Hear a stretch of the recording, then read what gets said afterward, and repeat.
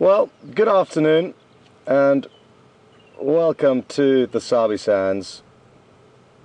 It continues to be an absolutely beautiful day here, and it is quite hot, but thankfully there's a cool breeze blowing, and we've got lucky with the starts finding this little herd of zebra. They have been spending a bit of time around quarantine clearings, which is very close to where we start our drives from every morning and afternoon.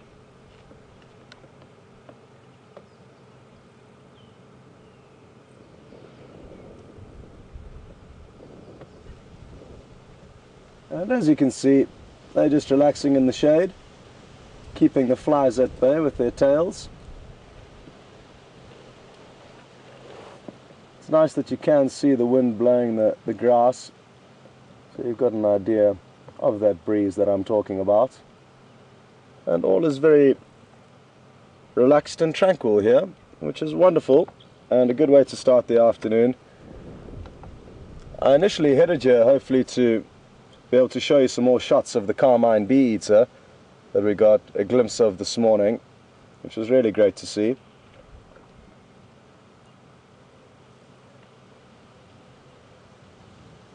Mark is also going to be out shortly, so looking forward to having him out helping to find you whatever we can that's interesting out here. And for all of you that sent through kind words regarding my frustrating morning drive, I do thank you for your messages, and apologies for not replying to any of them, but thank you so much for sending through those messages. It was not my best morning out there, but looking forward to this afternoon. And like I say, the good news is that we've doubled our chances of finding good stuff simply because Mark's also here, and that's good news.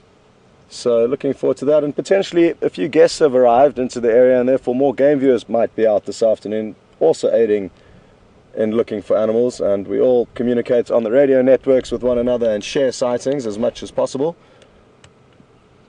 So I'm hoping a few more guests have arrived. This young foal seems to be having a sleep. You would have noticed it was nursing on the opening shot, and a little doze after afternoon tea, why not? It is the benefit of having 4 legs, you can doze standing up.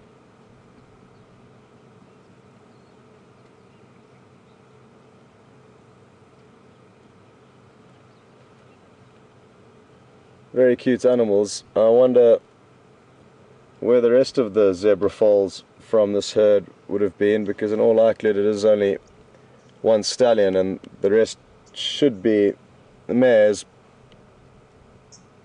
So potentially they didn't have much luck. And another sad loss that I only heard about chatting with Mark this afternoon is that I believe the family of Egyptian geese at the Djuma waterhole have lost one of the goslings. They've dropped down from 7 youngsters, which they've managed to do so well at keeping all of them from basically when they hatched, which is when we started viewing them for the first time.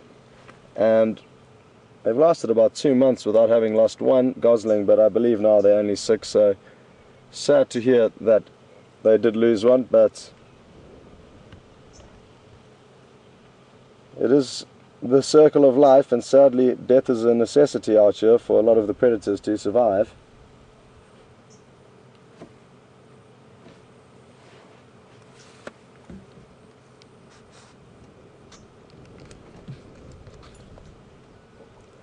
For any of you that may be newcomers to the afternoon safari or the Safari Live experience, welcome on board. And it's important to realize that you can send us through questions, and to do that you would hashtag Safari Live on Twitter, or to send an email you would send it to questions@wildearth.tv.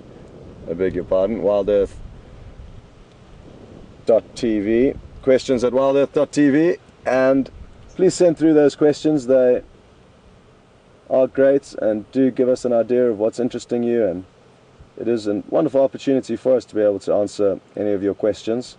So send them through, and Alex, who's in final control this afternoon, will do his best to help you. I'm teamed up with VM on camera this afternoon, as we were together this morning, and Mark and Brian are on Zanele, the other vehicle. Sadly, Jason has left us. He headed off early this morning, so we enjoyed our last night with him and stayed up a little bit later than normal and chatted, reminisced about the highlights and good times that we shared with him. But we're down to 5 now, and it really has hit home that things are coming to a close here now that he's left.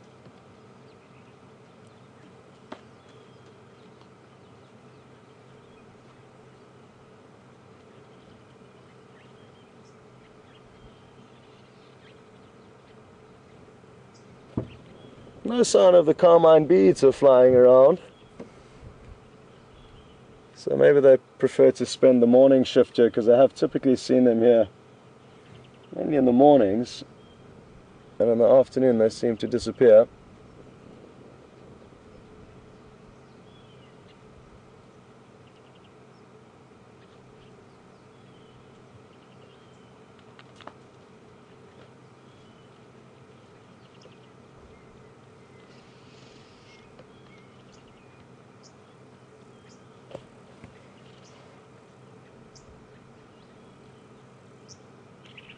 This is a great angle in order to help show you how to differentiate between males and females. The individual in shot, you'll notice where its hind quarters meet is a vertical, quite prominent black stripe, and that indicates that it's a female. The male's hind quarters will lack that vertical black stripe.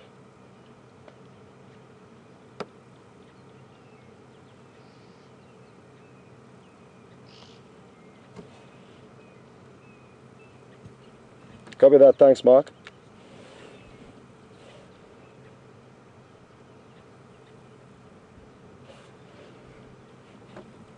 Copy.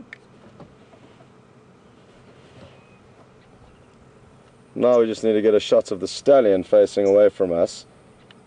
He is the one that VM's panned across to now, but sadly from this angle it is difficult to notice or differentiate exactly, but he may turn away from us and then you'll be able to see what I'm talking about.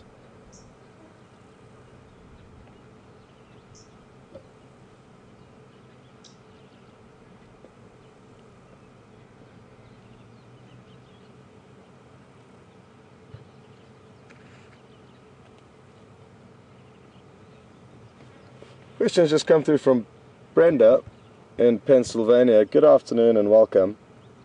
Brenda's asking whether zebras are related to horses, and they are indeed. They're part of the equine family.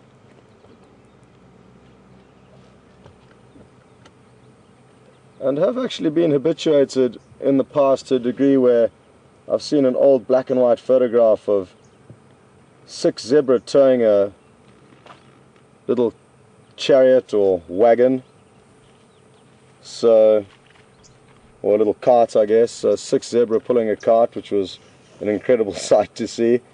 And I know they have also been habituated to a degree that people can even ride them, but their backs aren't strong enough to carry adults typically. So the film that it was used in, there was a young girl that was racing a zebra against horses.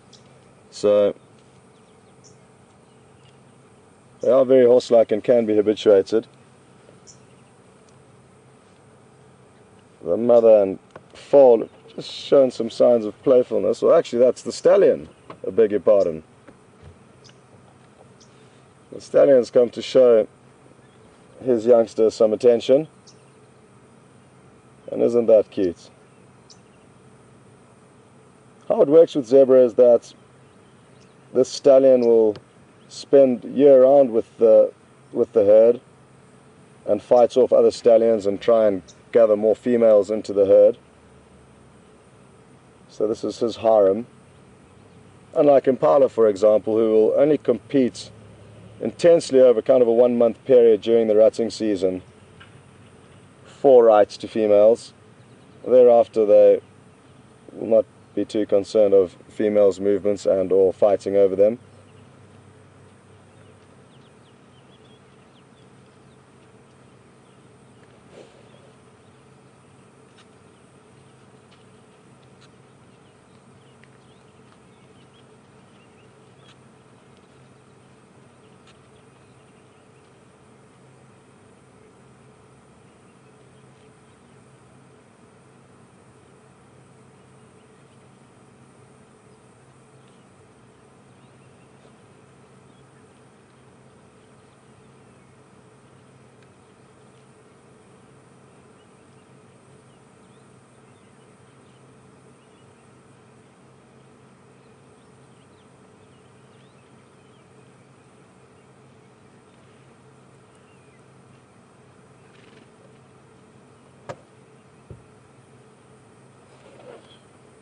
What would be wonderful is if we could hear them vocalize.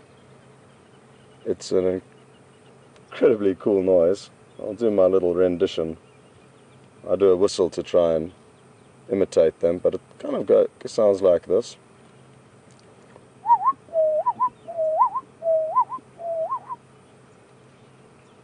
And you noticed he looked up, so potentially vaguely zebra-like, or he may have just been lifting up his head through default, but that's kind of what their call sounds like, and it's sadly one we don't hear very often. They typically do it when they get excited, when they're fighting amongst one another and or being chased by any predators. They'll let that off as an alarm.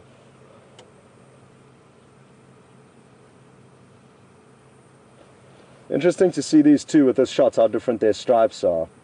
It's a great way to be able to compare. You can go from set body part to set body part and compare the differences in the stripes.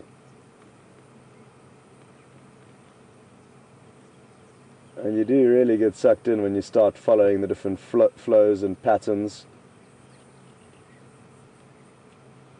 Incredible markings when you think about it compared to anything else we get out here. How they ended up so different, who knows, but I'm glad they've ended up just as they are, because they're wonderful creatures to look at.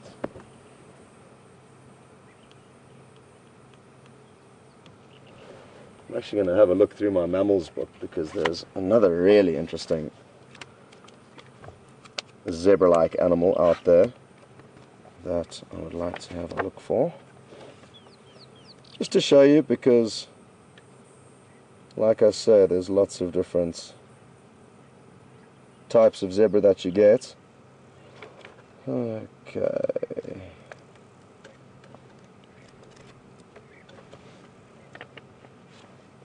And that is the beauty of Africa. It's a very large continent, and you do get so many different subspecies depending on where you go exactly. So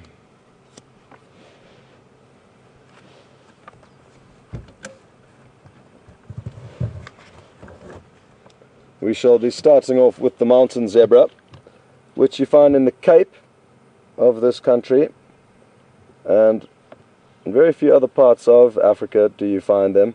And you'll notice their stripes stop at the base of the belly. They don't continue as these zebras here that we're looking at do.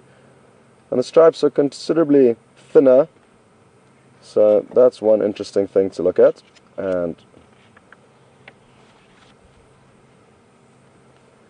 now, the Grevy's zebra, this is one of my favorite. They've got very, very large ears, and again, their stripes stop at the base of their belly and are also very, very close together. And if you look closely at its rump over here, I mean, look at how awesome those textures and patterns are on the rump. So those you get up in East Africa, really enjoyed seeing those for the first time when I moved up there.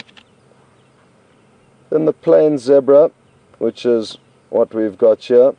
And interesting that it varies. Down here there's a brown kind of coffee stain over the white stripes, whereas up in East Africa the plain zebra lack those browner colorations between the stripes. And then Look at this creature. Wouldn't this be nice to see in the wild? An okapi. I've never seen one. You only get them up in the DRC and live in very thick forests as far as I'm aware. So that's one worth heading into the Democratic Republic of Congo to see. And I guess also quite zebra-like, so I was lying saying that there's nothing else quite similar out there. I mean, there's the okapi here. A very interesting looking animal. Similar species, none. So it's a very unique animal that I actually don't know too much about other than the way it looks. So, those are things to think about. There are not only the plain zebra that we get here that we're looking at, but different variations. And the same goes for giraffe.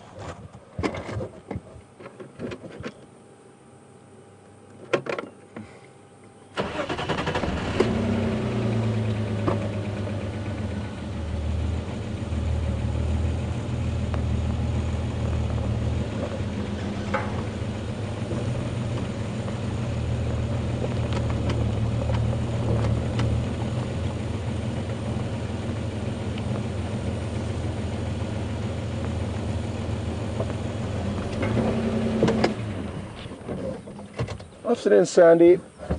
Welcome on board. Sandy's just asked and mentioned that quite a few of the zebra look pregnant, and it can be deceptive with zebra. Their stomachs are often quite bloated and gaseous, and often when they run off you often hear them flatulating. So like I said, it can be deceptive even though females may look pregnant. I'm not convinced that they all are, but then again I could be wrong. These two here I don't think are, but like I say, I could be wrong. There's one further away that BM's planning across to now that could be, but again it is difficult to say and it can be deceptive. So sadly I'm not exactly sure. I'm not a zebra specialist, and as I have mentioned in the past, there aren't too many zebra archers, so it's not an animal that we see very frequently and get to know very well. So there could well be some that are pregnant. Their gestation period, I think, is around 8 months, but I will double check right this second.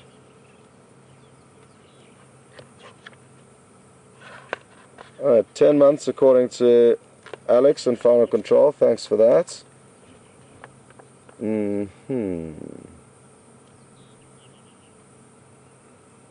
Yeah, even longer, Alex. It says 375 days here. And in my book, and obviously it could vary from textbook to textbook, but 375 days is what this textbook here says, so I call it 12 months. The fact that they haven't given birth by now is also a factor that leads me to think that they aren't pregnant. It would be very late for them to be giving birth now, because a lot of the herbivores try to coincide giving birth with the start of the rainy season so that their calves can get as much growth in as possible during the bountiful summer. Oh, great shot, Vim. So that's another kind of factor leading me to think that they are not pregnant. They would have potentially already have given birth and lost their foals, is my guess. I can hear some thunder rumbling in the distance, but there's not too many clouds in the horizon, and the clouds, the majority of the clouds that we can see are over to the west, which should mean that we are in the clear, but we shall see.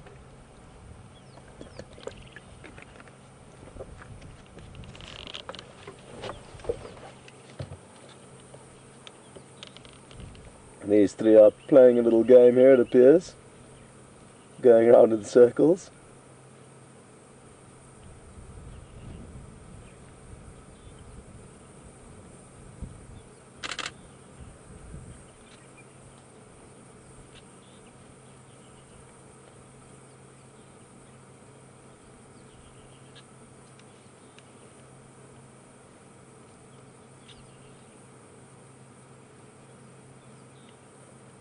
quite common for zebra to stand kind of head to toe as they are.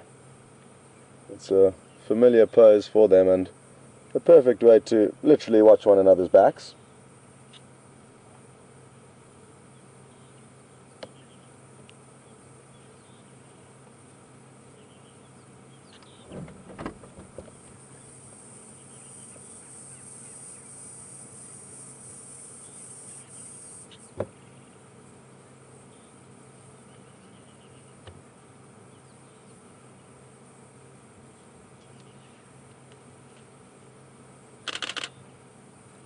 Okay folks, well Mark's ready to say hello to you, so over to Mark and we'll catch up with you a little bit later.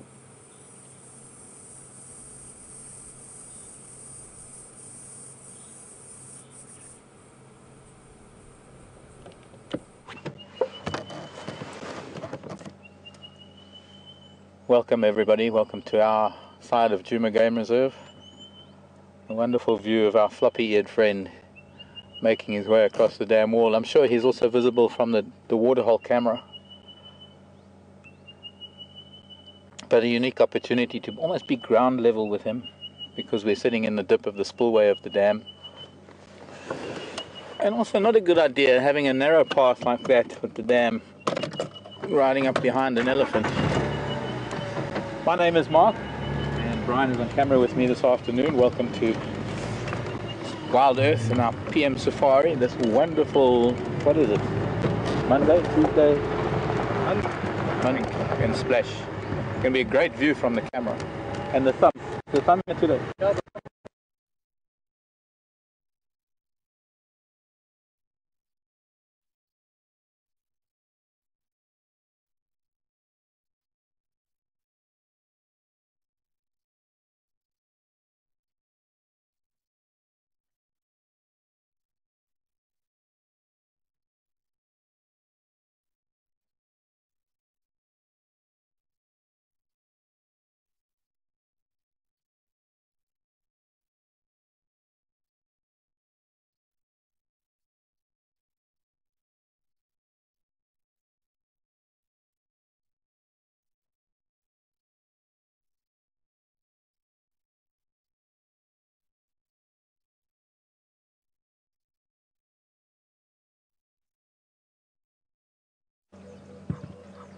And the kingfisher diving in, so beautiful light.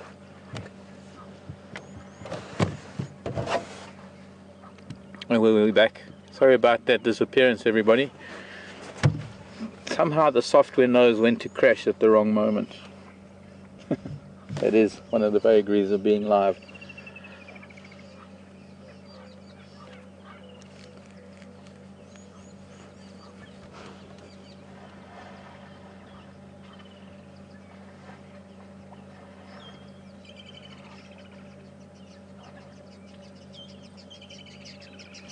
I thought he would splash a little bit more. Clearly he's not too hot. It's been a very hot day. There's a huge cell, whereas yesterday there was a big cell to the southwest. Now we've got one to the west, and it's just an indication of weather change that is coming our way over the next few days, because they're starting to get bigger, and I'm hoping that at least one of them will come over our way in the next few days, because it's starting to get very, very dry. Grasses are starting to wilt a little bit. We've had some very hot days with virtually no dew at night. That's a hot, humid world we live in at the moment. Jambo Rafiki Temple. Zebra in the background, zebra and wildebeest and impala. He's making his way right up to the camera almost.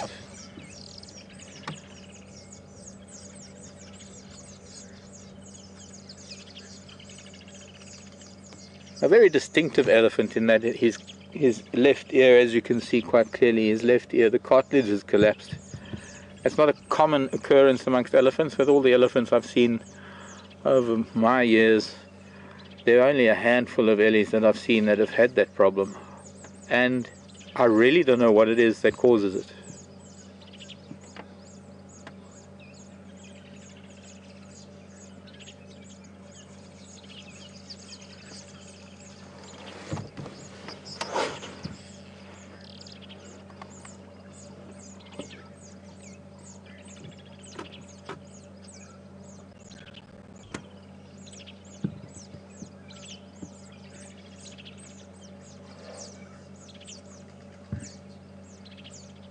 Notice him blowing into that fold within the ear. It's possible that because of the ear, he's not getting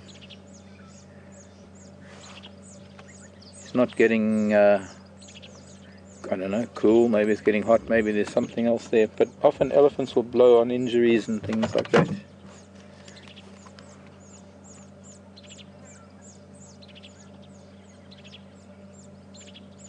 Sometimes they'll blow sand or water.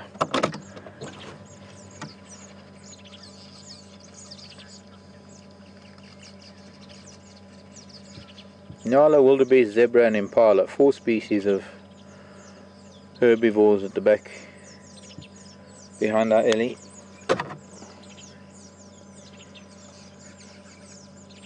Nyala has already moved. There's a young bull heading out just to the right.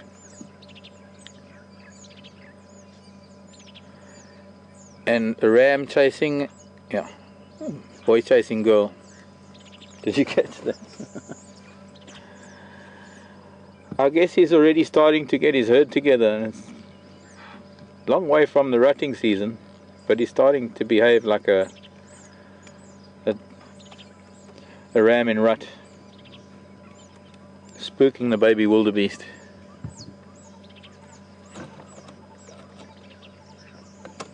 Okay, we're going to make our way around to the camera.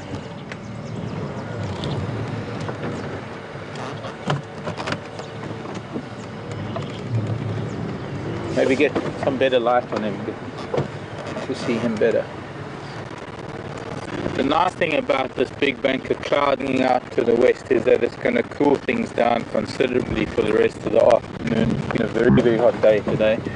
I say temperature 39 degrees maybe.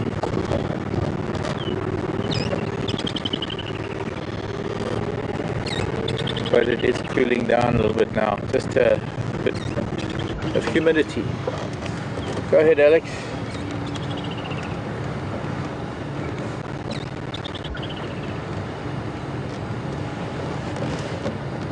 Oh.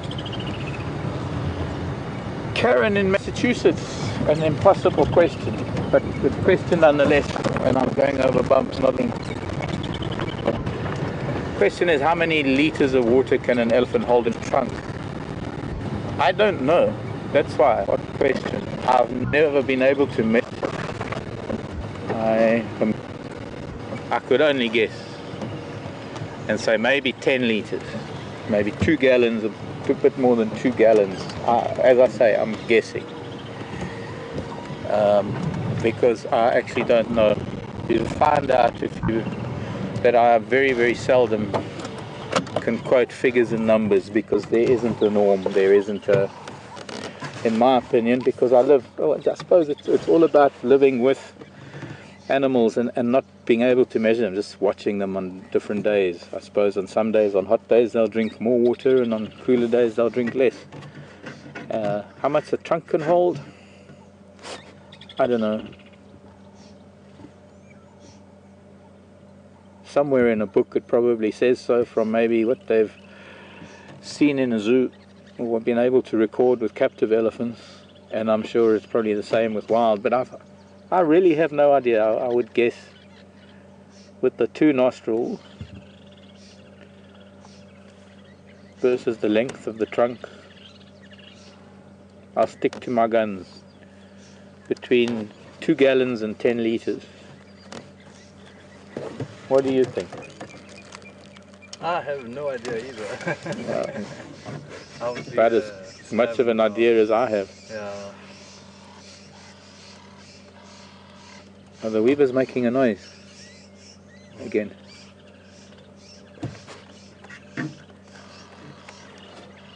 I suppose everybody's seen the secret passenger on the back of the vehicle. Oops. It's Jess's dad.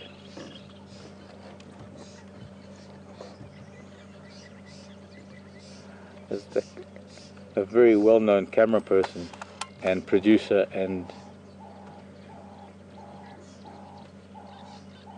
I don't know, we got a card. Yeah, it's in my briefcase, right?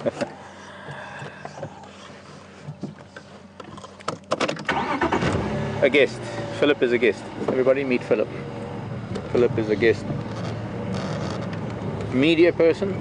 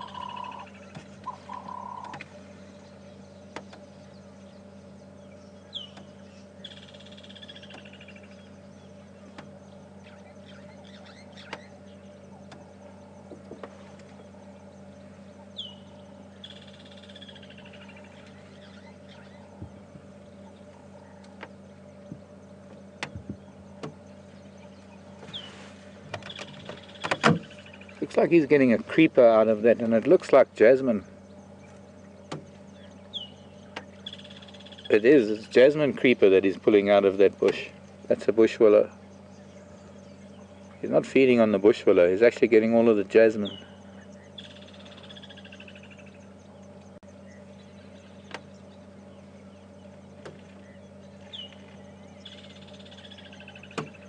And grasses.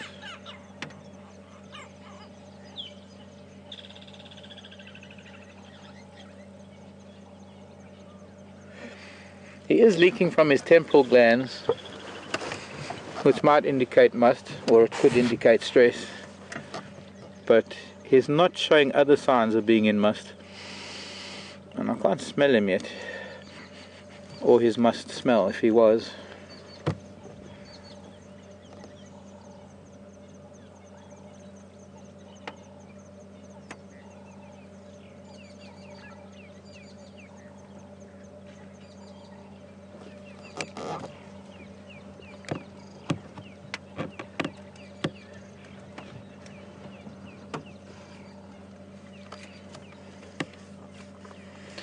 John in snowy Connecticut.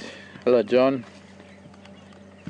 Actually, I think it's snowy everywhere on that east coast. I believe New York's getting some pretty heavy snowstorms coming in, from what I could gather. How old do I think he is? Maybe mid-20s. Maybe a little later. It's hard to gauge age of an elephant once they sort of reach almost adulthood. He's not a very big bull. He's certainly an adult. He would be considered an adult.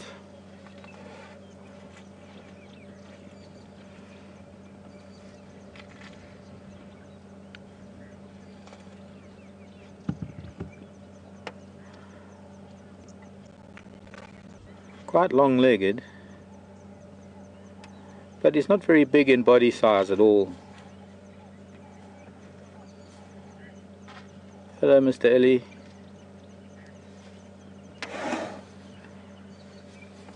Jambo buena.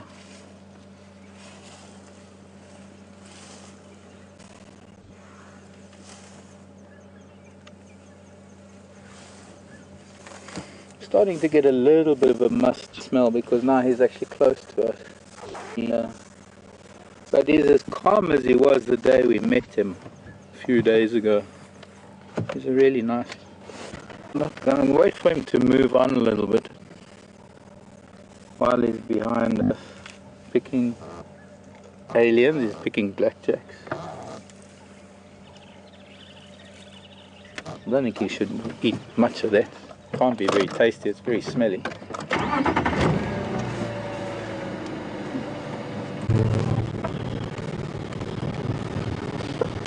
You know, it's quite uncanny. Oh, here's one of the kudu, one of those big kudu bulls. There's another two. Interesting. We'll have a look at them. He's going to be grazing, and he's probably wherever I park, probably anywhere on this open. I don't know if you noticed that now. We were sitting away from the dam. I chose to drive into a tree trunk that was hidden in the grass as I'm looking at kudus.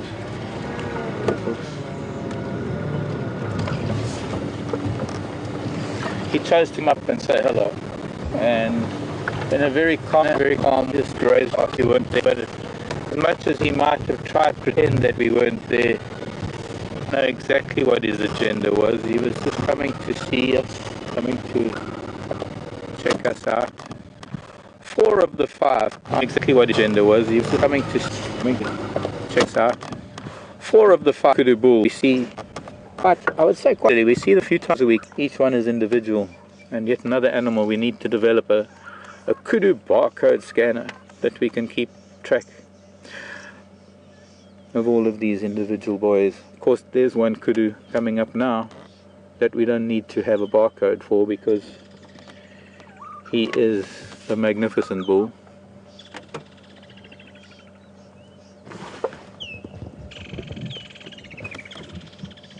Oh, mind the head.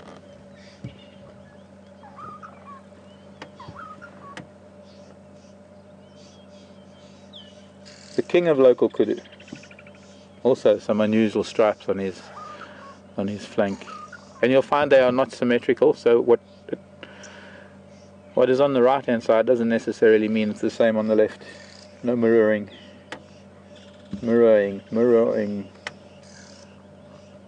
symmetry.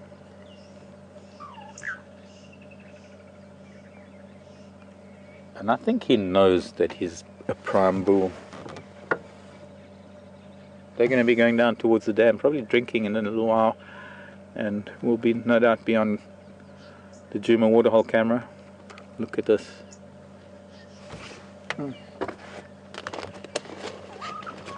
Could have maybe better light if we were on the other side of him, but I think this was great.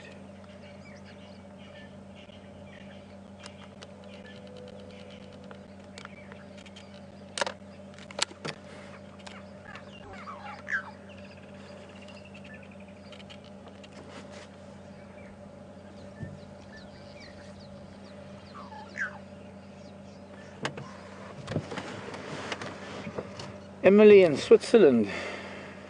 Interesting question, Emily. What is the trick to determining the age? Oh, I just keep missing when he looks at me. I keep missing that little snap of determining the age according to the twists in the horns. It's not really the twists in the horns, Emily, but maybe more the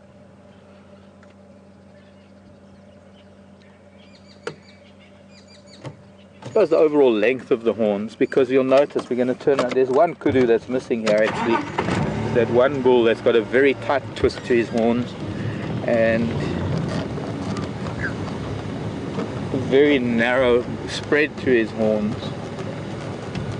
In fact, that actually might be him at the bottom there. We can look over this big bull to that one at the back and you'll see the difference in the twist.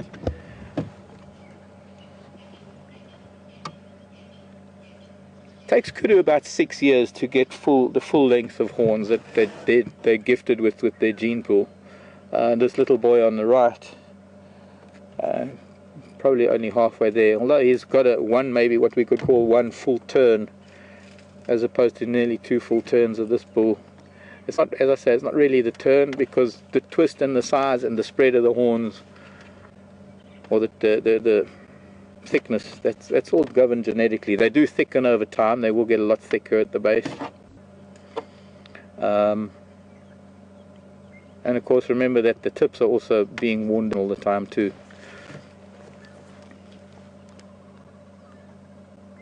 But it's more an aging process for the first 6 years. So this young boy, I would say, is probably halfway there at about 3 years old. And from the first horn bud starting to the age of 6, you can more or less see. But once they get to full grown, it starts getting difficult. There comes this number 5. He's still behind us. I'm glad he's still around. Hate to see any of them fall prey, but I guess if invariably they're going to. Invariably, they have to fulfill the function of fitting into a food chain. I'm going to change position a little bit. We've got a nice side with our young Ellie bull coming up from the bottom. Get a nice view of him and the kudu.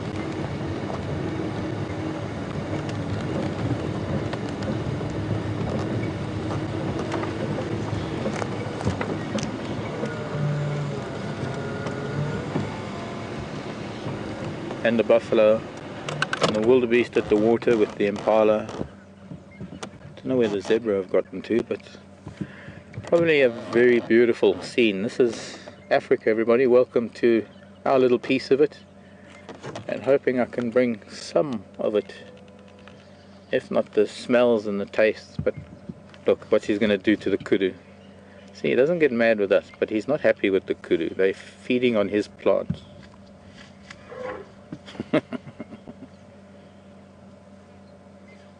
I was here already, and I'm not feeding. Yes, that's being naughty, because he can, because they will run from him, so he will always do something like that. And I suppose, well, let's see what he does to this other bull. 2 more bulls. Oh wow, we've got 6 bulls. They've got it. There's another one that's joined up with the 5.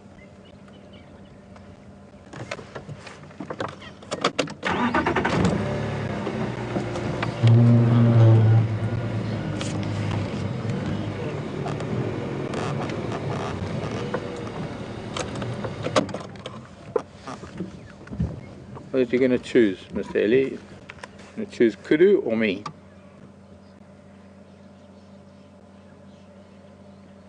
I have no idea why he did that, why he just rushed at them and intimidated them.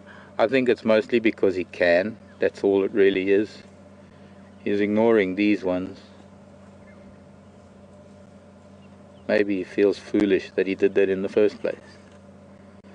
But it's something that elephants start doing from the time that they're tiny little calves and they go down to the dam for the first time, and there's a plover or an egret or a dove or something, and they learn that they can intimidate little things. And it becomes fun for elephants. And unfortunately, to a large extent, sometimes with human behavior, we perpetuate that by behaving the wrong way with them. And,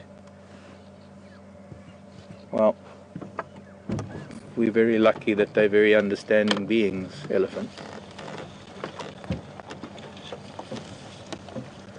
So that's interesting that there are now 6 kudu bulls. We've seen this group quite often and have not seen 6 before.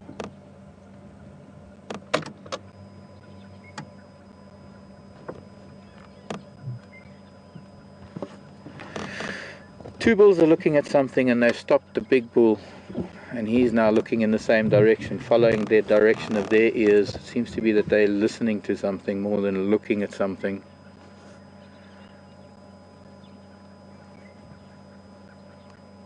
The other 2 down at the water, totally nonplussed.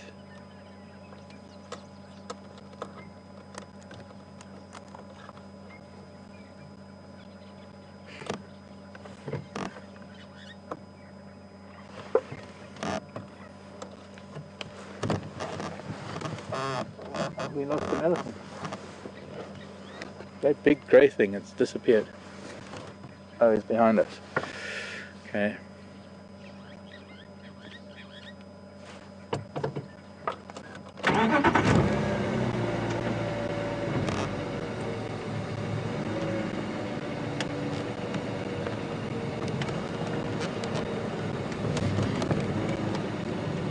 Some kudu cows on the other side of the water now too.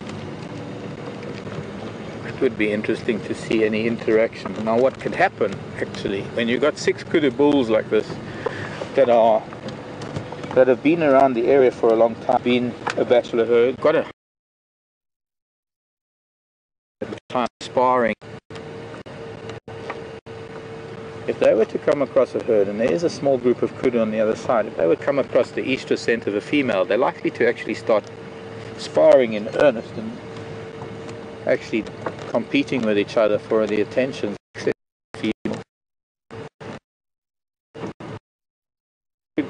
very, very intense because they are such big antelope.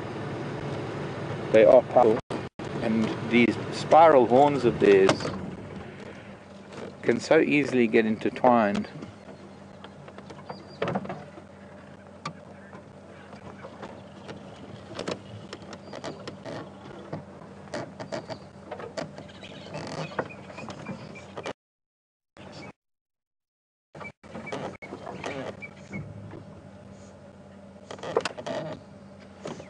Go gravity. Not waking. I don't think they've seen could happen.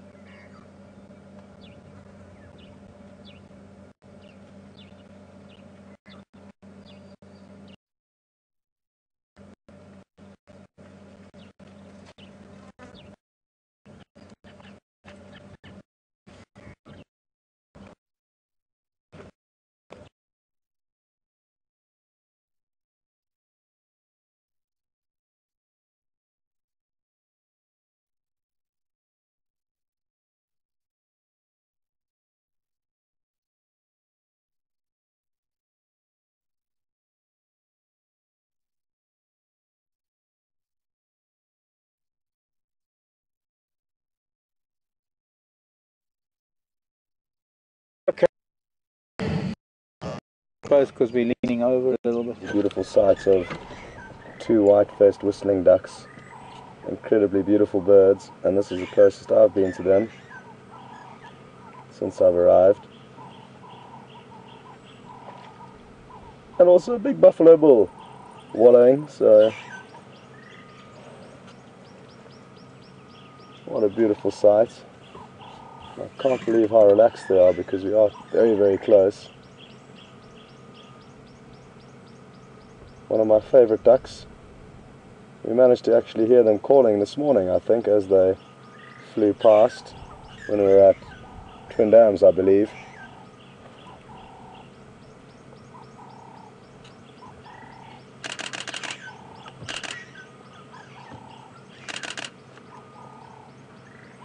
Beautiful afternoon sunlight on them as well.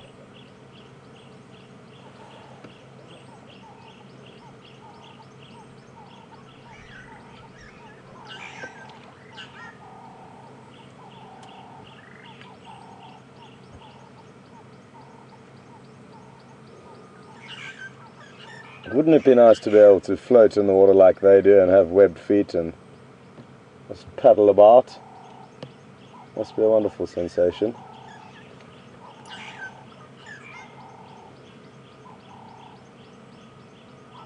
And we're heading right up to the buffalo, so this is going to be interesting.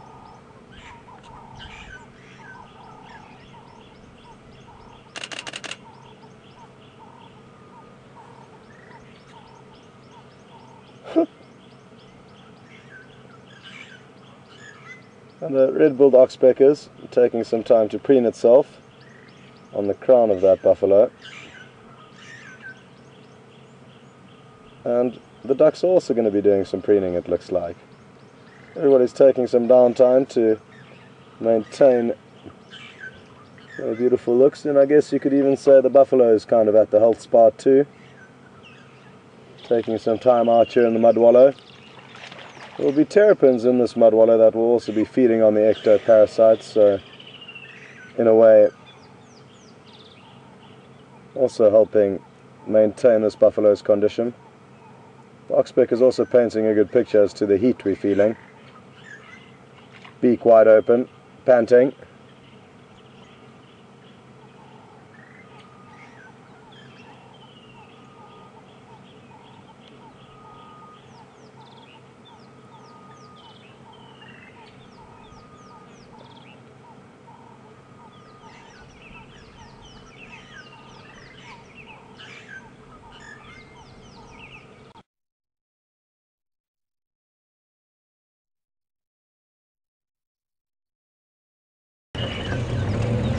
I haven't driven down here for a while. It follows a really pretty riverbed with a lot of beautiful big trees, so great scenery along this road.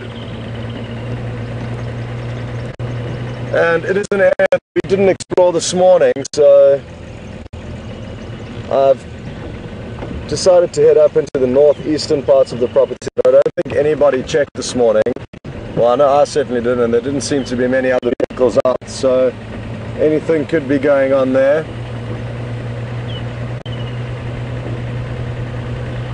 I'm going to go and check the area, and Mark's going to hang around more central parts was the initial plan, but that could well change as the drive progresses. I did update him on all of the information that I had from this morning regarding two lions that passed through the property last night and the two different sets of leopard tracks that we came across. So he's aware of those and may incorporate that knowledge into the areas that he decides to check.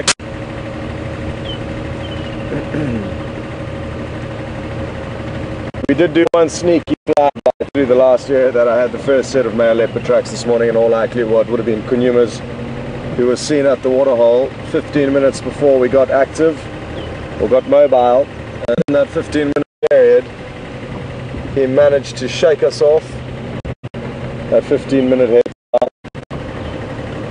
So drove through the area but didn't come up with anything. Now I've decided to move into a new area to see what else might be going on.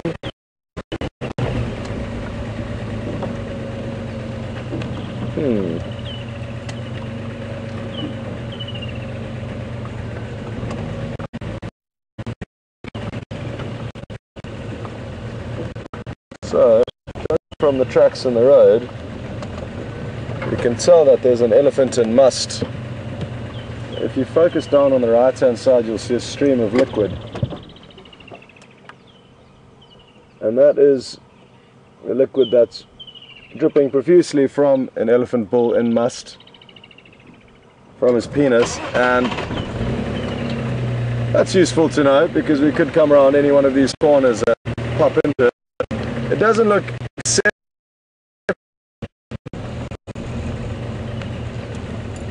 It could have been here not very long ago.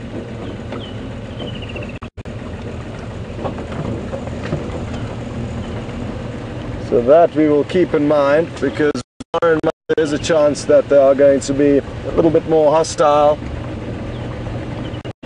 charged with testosterone. They can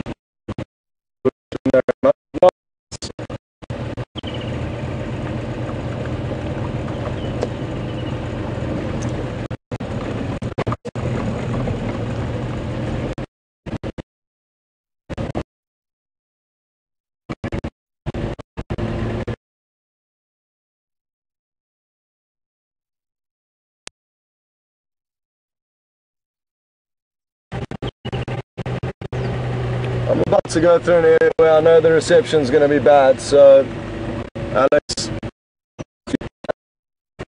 across to Mark, because it'll take a few minutes to get out of this low-lying area.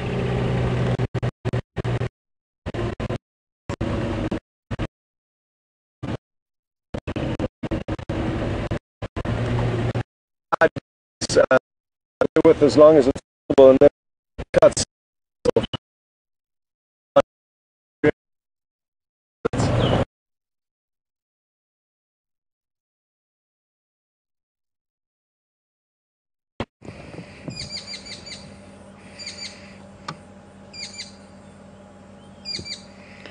We're here in exactly the same place. We're not exactly in the same place. We were sitting a little bit further down, but we were here 2 days ago, or yesterday, or 2 days ago.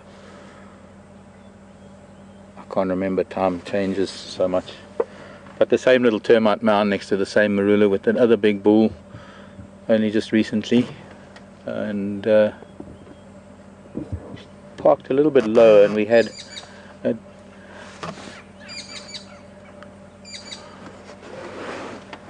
a broken and dead piece of terminalia in our view, so I parked in a slightly different angle.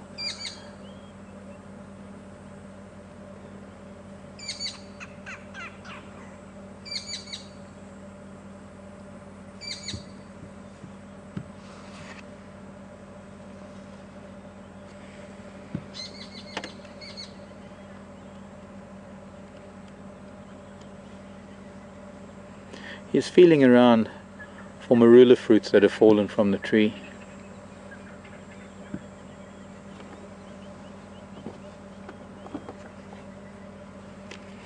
I wonder if he's gonna shake the tree.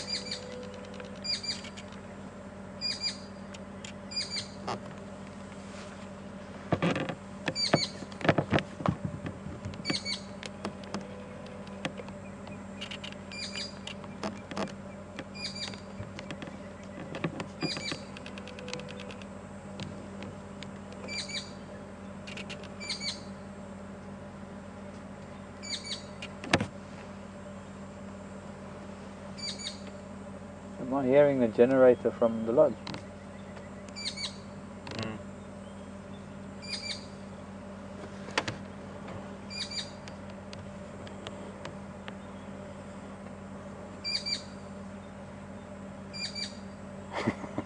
Yes, I know what you mean, Alex. Load shedding. Eskom strikes again. Generators are running. Our main electricity supplier has decided that it needs more power elsewhere in the country and not here for my elephant afternoon.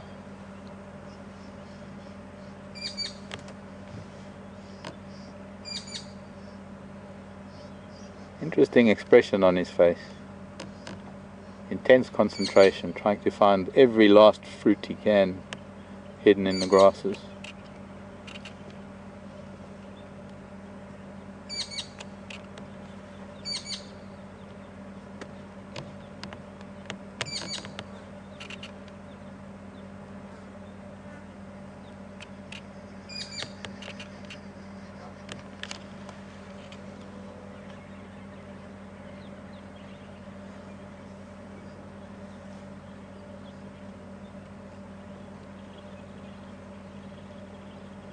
There's an interesting question come in from Cecilia. Hello, Cecilia.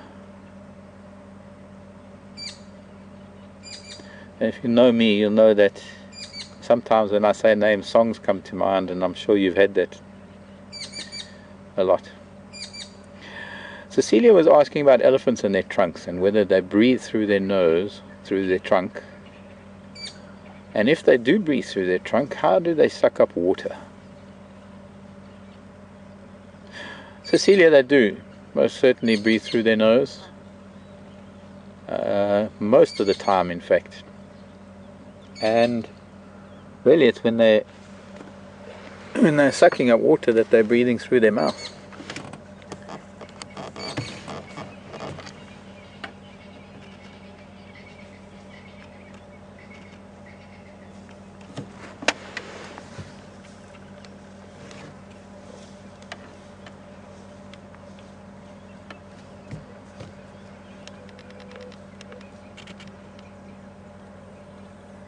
You see, they are using the trunk as an organ of smell to a very large extent. And especially now, what he's trying to do, he's using his trunk for touch there. See, he's blowing inside his ear again. So I don't know whether it's because it's getting really hot or maybe there's something there. But I've noticed that a few times now, and elephants do that when they either have an injury or they have an itch or they've got something uncomfortable.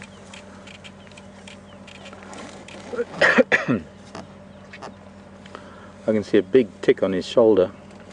and one on his chin. I think that's one on his chin. Elephant ticks tend to be big white ticks.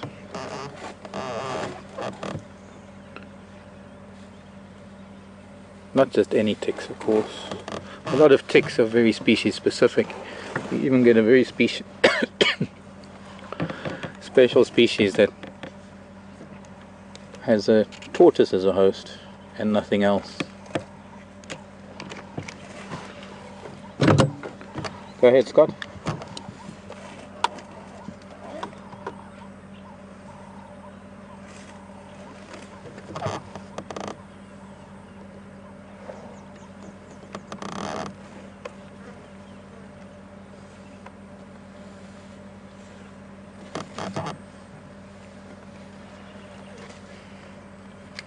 Yeah, we did have that once, and I also thought she was pregnant. It turned out that it was actually a digestive system blockage, but it would be hard to diagnose. Is it pinkish blood or reddish blood?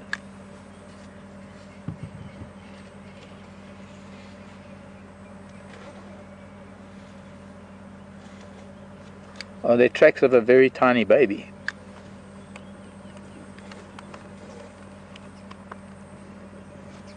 Okay, copied. Maybe it's afterbirth stuff.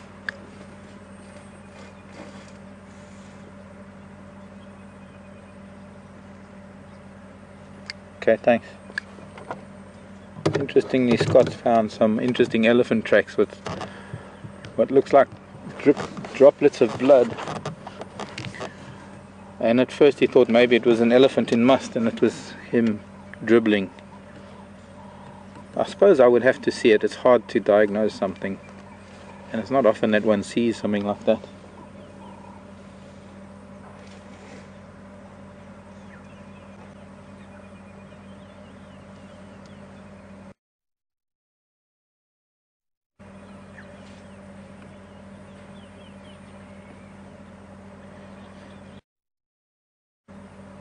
Question from Arkansas.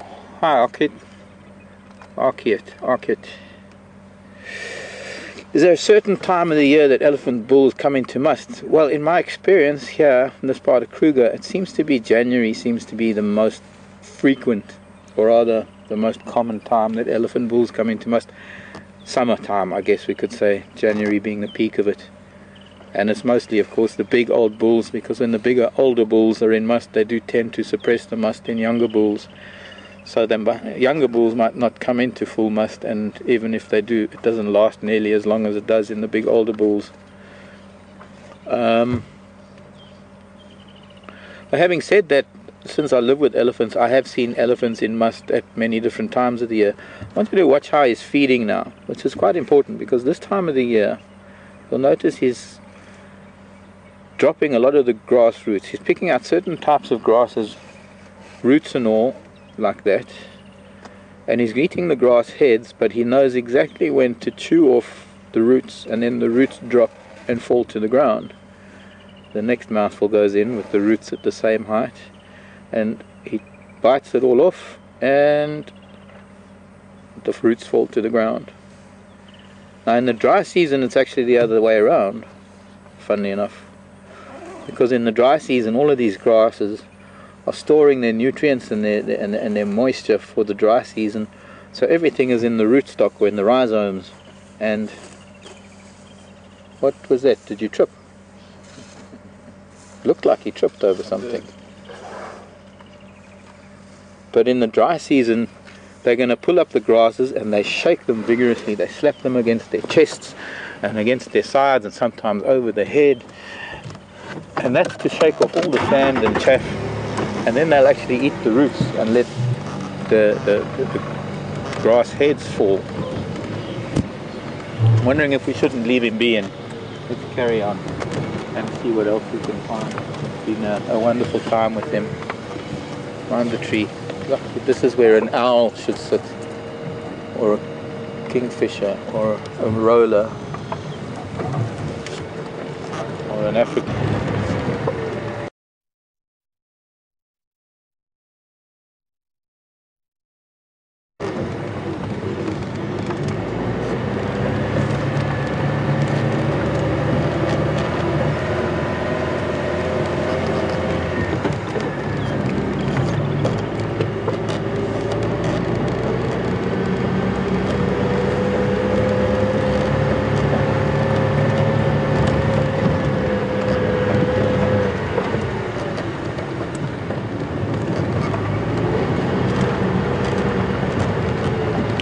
seem to be lucky with zebra lately. There are quite a few around. There's a herd down at the water. Here's another herd. This might be the herd I've been watching the last couple of days. I seem to recognize that foal from a distance.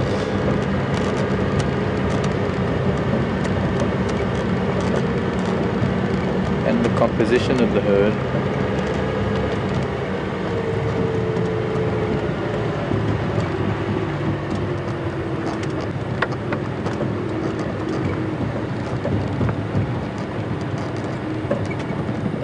Question from Illinois. Hello Zebs, here comes the stallion.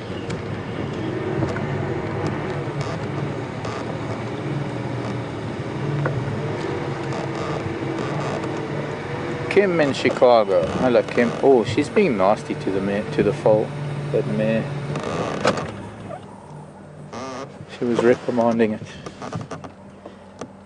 And now that we've arrived, the stallion's decided he doesn't really trust me with the rest of them. What's up, dude? You got something in your foot? Under your leg.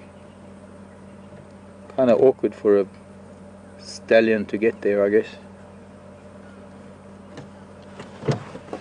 Kim wanted to know something about elephants. Maybe we'll get back there in a bit, because quite clearly we don't have an elephant anymore. I was trying to remember what that question was. Distracted by a stallion. The floppy ear. The floppy ear. Kim wanted to know. Thanks, Brian. Always rely on Brian to remember things that I always forget. So Brian, just reminding me. Since elephants cool down by flapping their ears, does it hinder our floppy-eared friend? I think it does. It would do to some extent. The first day we met him, it was grey and overcast, and he wasn't flapping his ears at all. In fact, I don't think any ears were flapping that day because it was fairly cool. And it doesn't seem to be working very well as a cooling aid. And if anything, I suppose being flopped over like that is exposing that network of veins and blood vessels, is exposing them to the sun and the heat rather than hiding them. So maybe it does. I'm sure he probably does feel a little bit different. Now that we're with zebra, I want to say a great thank you to, I need to find something on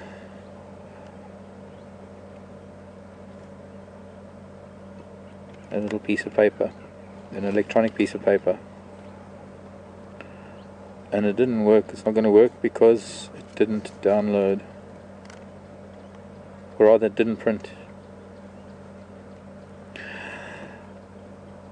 I got an email that were a whole bunch of zebra facts. Thank you, and I was hoping to call it up, and forgive me if I've forgotten. I don't know if it was Tina.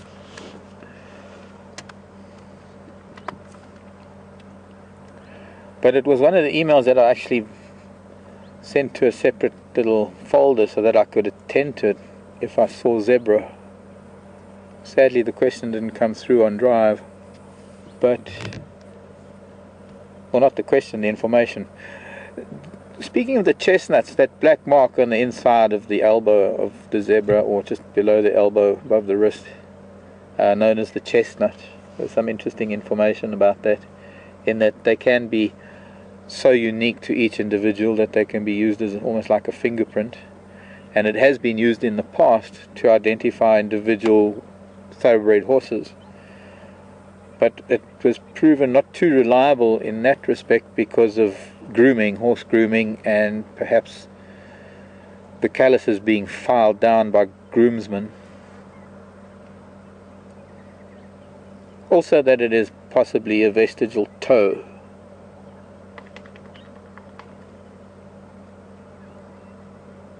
Which is something we were talking about the other day with the zebra.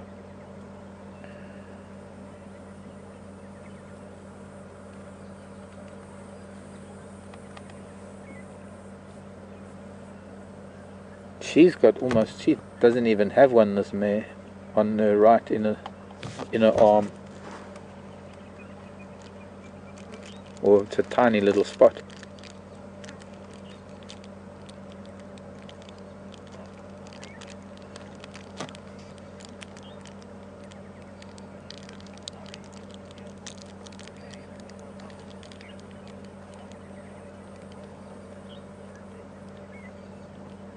Larry in Indiana. Look, little ones eating red star zinnias, the flowers. I saw them eating them the other day. I couldn't believe it. Hi there, Larry. I think in Indiana. I reckon little one's going to try and drink. Watch. It's pretending to eat, and it's getting closer and closer to Mom. And it's going to try and sneak a drink, and Mom's going to shout at it.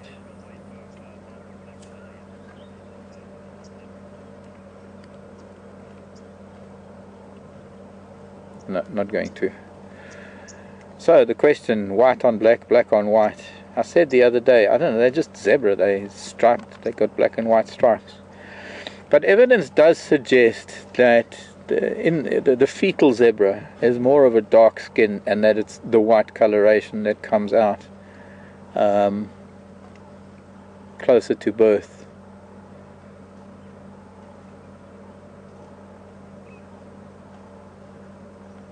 I don't know, to be honest, personally, I don't know if it's relevant, but yeah, you can see on some parts of the zebra, between the thighs, I suppose, sort of, excuse me being crude, but around the anus area, that stripe on the rump of the zebra, the inside of the thighs, the belly stripe, you can see parts of a zebra where there isn't any hair, where they are somewhat bald, that they have a very dark skin. So I suppose it goes that they are more dark skinned and they have white stripes, as different as their stripes may be.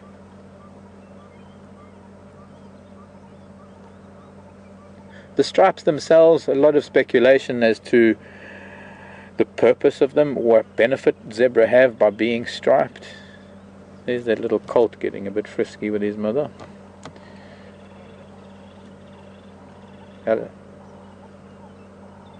Scott might have something.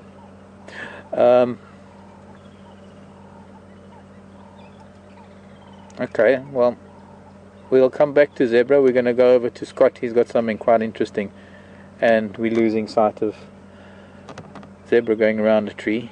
We're going to try and change that or find something else. See you in a bit.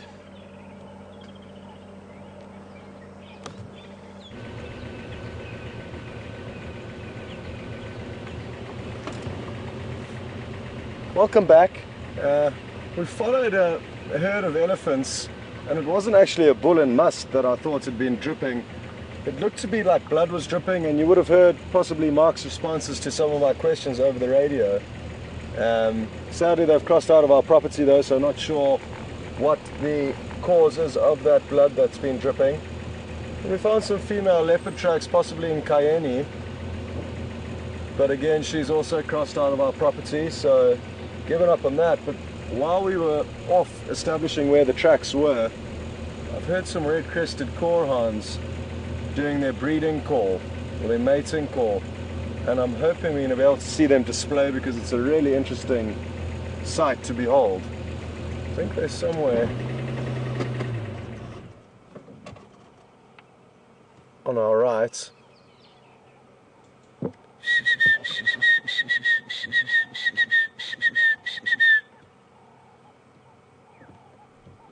You can sometimes excite them by doing a call similar to theirs, and that causes them to think there's another male around and then do their display. So it's something we'll only do every now and then just to show you a great shot. We don't want to confuse them too much. But it appears that sadly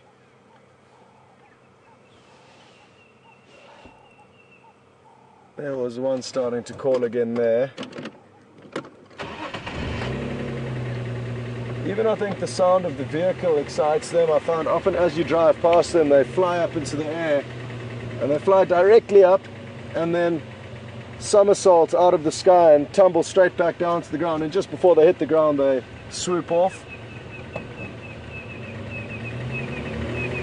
Okay, so focus on the right hand side here. We're going to have to be very quick if it does go up, or VMers.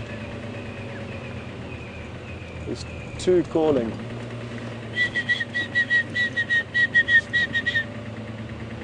And the one is just to our right, the other one's further forward. You can possibly hear the two calling between one another. probably competing.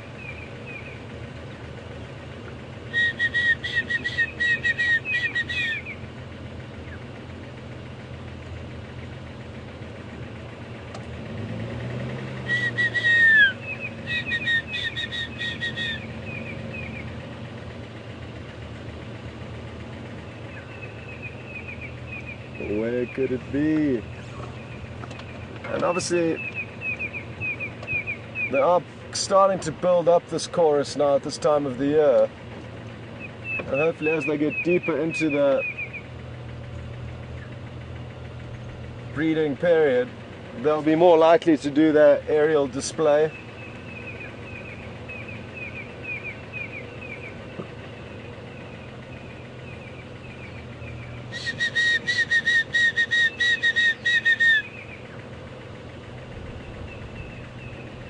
It's going to be really difficult to see it if it does pop up because there's so much vegetation, but we will keep trying because it is a really cool thing to see.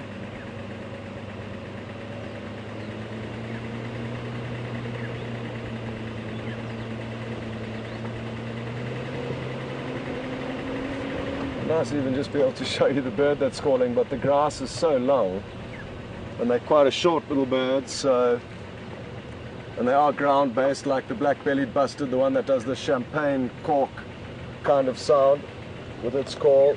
We actually managed to see doing its call this morning.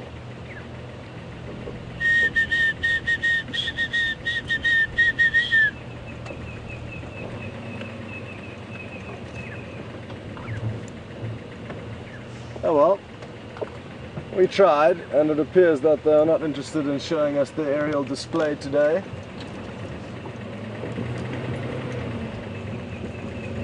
Maybe on the way out they'll pop up.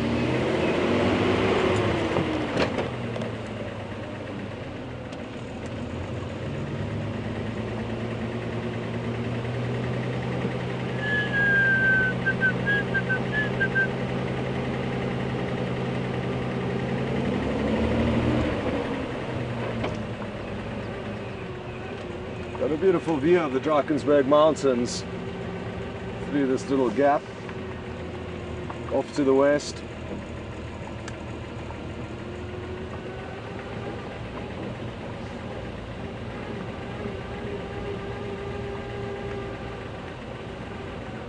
And I'll just stop here so VM can take you down this road into the western escarpment.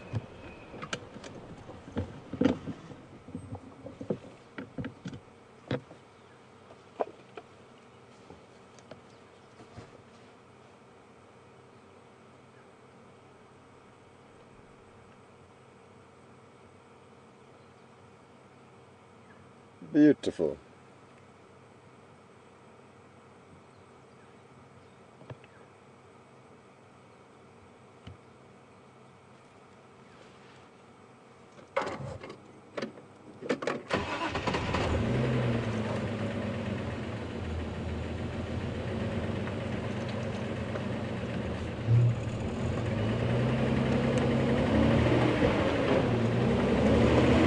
Okay, so this road is called Cheetah Cut Line.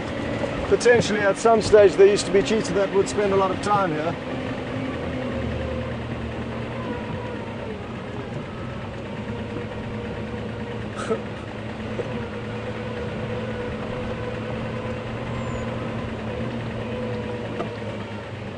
Thanks for that update, Alex. We've been here the last few months, but maybe today will be different. There have been 2 young males that have been seen in this general area but haven't quite made it onto the Djuma property yet, sadly.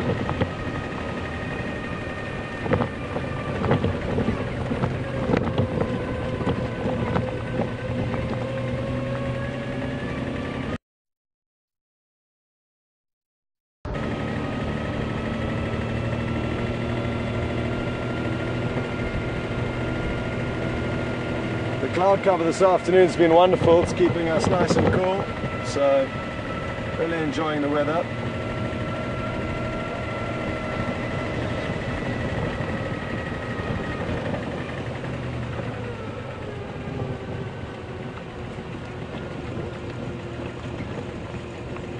and I'm glad I got a degree, but haven't used it thus far, or at least haven't used the property development degree thus far. But happy I've got it and had a great time down in the University of Cape Town where I studied.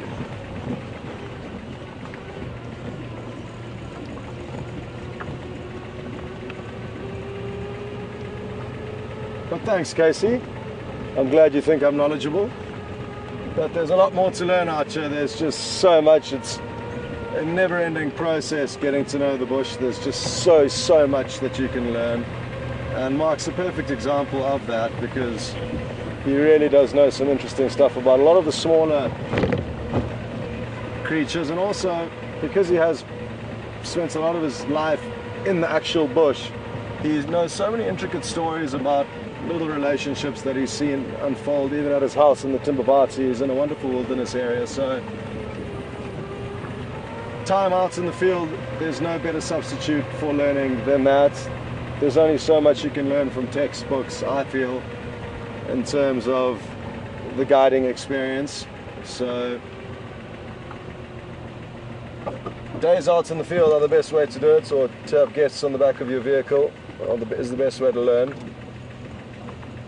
And I got a harsh reminder of that when I did start guiding for the first time after the 6-month course that I did. And your brain is crammed with knowledge after 6 months of intensive training, and I was really fortunate with the training that I did do.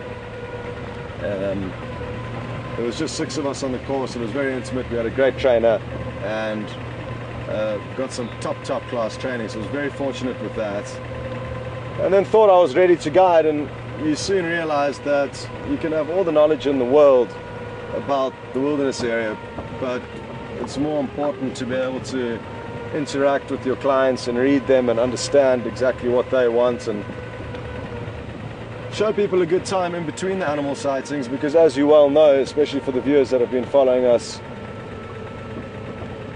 more consistently over the last few months and over the last few years, you can have drives that are very quiet, and there are often dry spells between the drives, and it's the entertainment in between that's very important. So yeah, that's my 2 cents on the matter.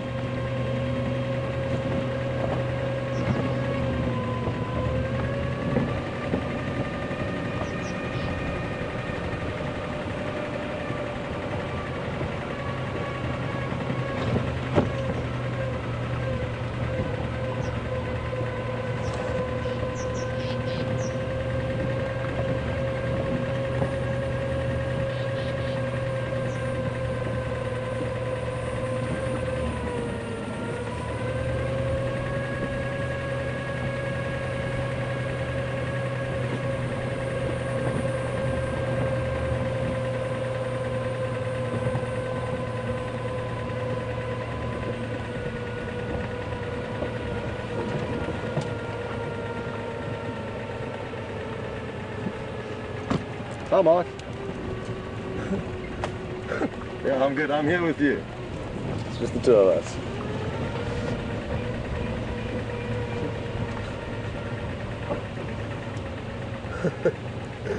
Whereabouts are you? How are things going?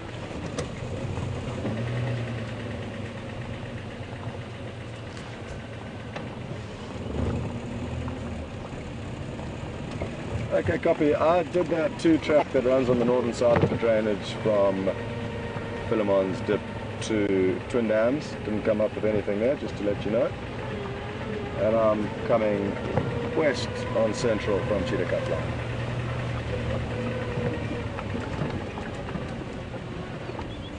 Sounds good. Also, just an update for general knowledge. Tracks of a female leopard headed east along Buffelshoek Cut Line from Cheetah Cut Line junction. Well, they headed from further close to Buffelshoek Dam, but just into, I think they're only spending quite a bit of time there.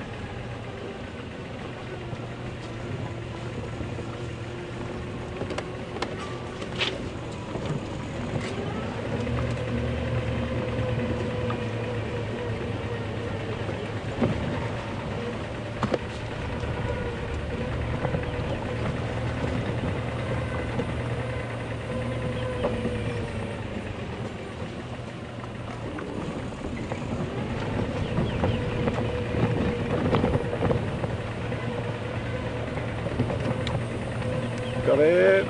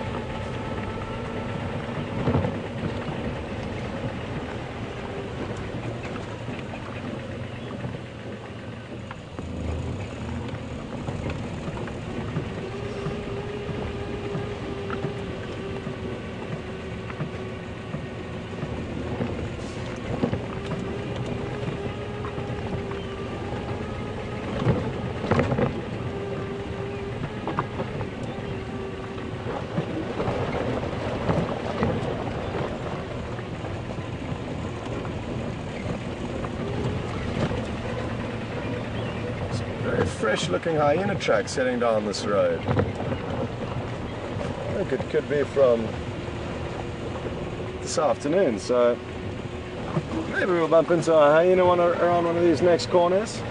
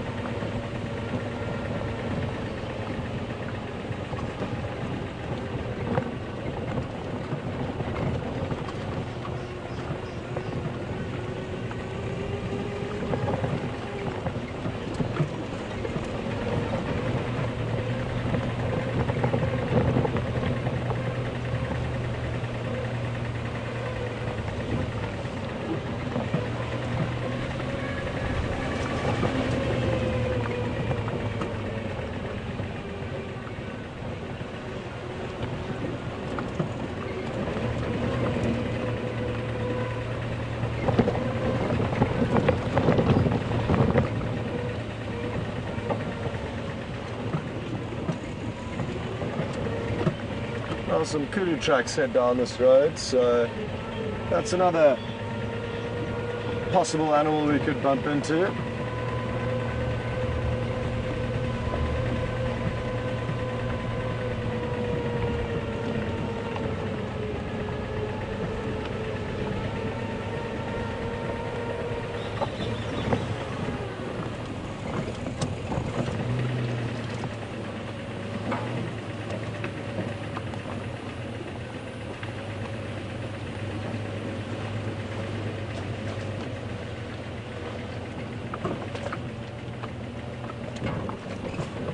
Got a question through from Cecile in Cape Town.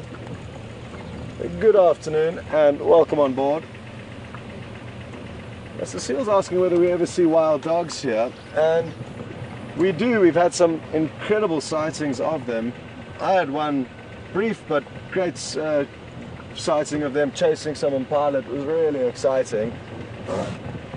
But before I got here in early November, they managed to film wild dogs catching an impala. They had chased an impala into a waterhole, actually Buffelshoek Dam, and eventually the impala was so tired it couldn't swim anymore that it needed to come into the shallows, and when it came into the shallows the wild dogs grabbed it and killed it.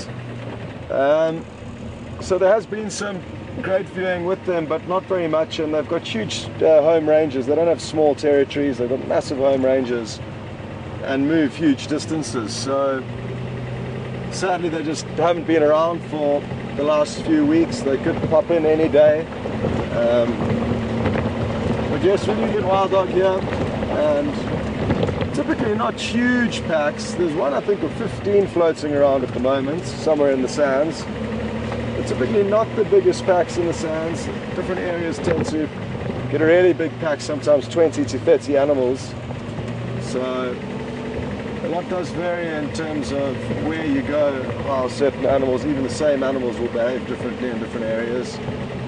Same goes for hyena here. The hyena have small clans here, whereas in East Africa, a lot of the places in East Africa, not all the places, but the Masai Mara, for example, in the Serengeti, they form huge clans there. So interesting how dynamics change between the same species that occur in different areas. Wild dog is certainly something I'd like to see and share with you before I head off on Saturday. That and the cheetah, which we've yet to show anyone since we started this project a couple of months back.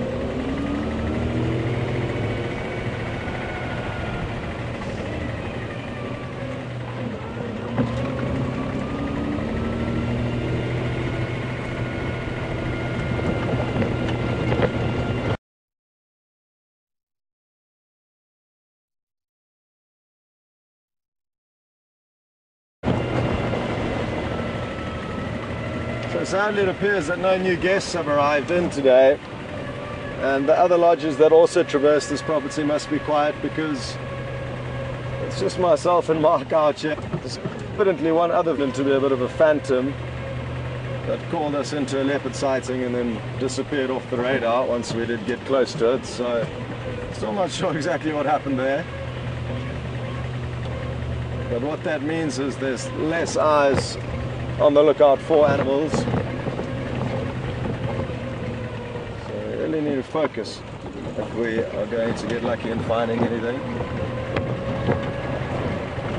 Something that I'd like to reiterate, and I have mentioned a lot while tracking lion or leopard,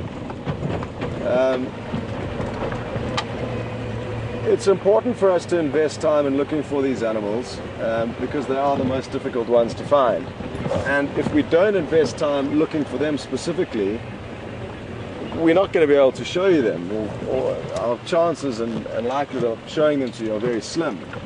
Now, when we are looking for these animals, we will do our best to stop and interpret whatever it is that we find along the way that can be of interest. But it may simply be that we are not seeing anything of interest along the way, and that's the way it can be, whether we're looking for a leopard or not. Because I did get a snotty message on Facebook from one of the viewers complaining that this morning's drive was boring, and I understand it was frustrating, it was tricky for me as well. Saying that they'd prefer me not to drive around the whole drive looking for leopard, and so I hope that person's watching and understands that when we are tracking animals and searching for them, it's the greater goal, it's not the only goal.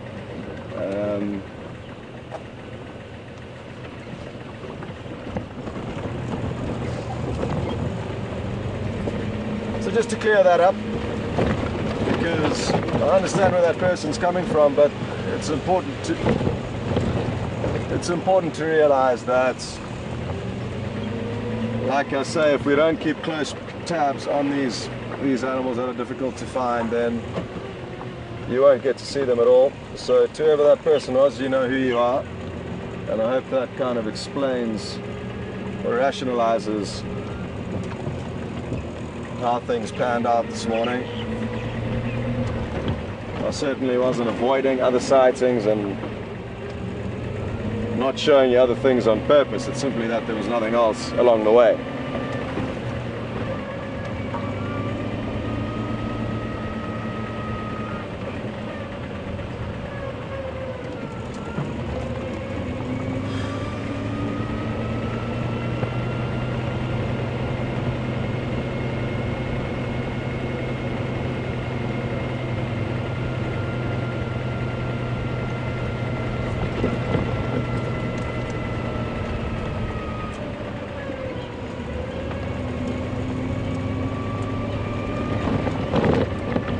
Questions just come through from Jacqueline. Good afternoon. Welcome on board. Jacqueline's asking if we ever see any badgers, and yes, there's a honey badger. Really, really awesome animal. But sadly, I've only seen 3 in my years in the sands, and in the 3 years that I've spent in the sands. So not the best place to see them, but they do occur here. Typically active, more active nocturnally, but they can move during the day and certainly do in cooler areas. Well, I know you have already been to the Djuma Dam with Mark, but it's a great sight over here. And there are the Egyptian geese. Sadly, just 6 of them, as there were 7 in the past.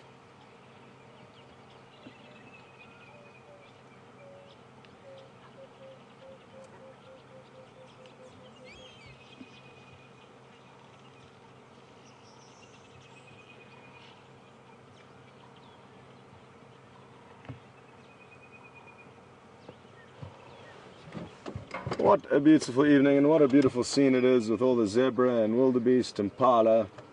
Great general game. And I'm sure whoever the zoomie is on the waterhole camera this afternoon is having a good time with all the action here.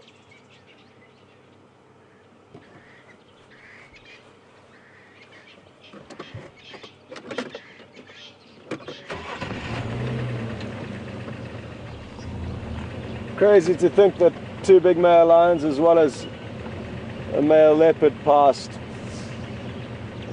over this dam all last night.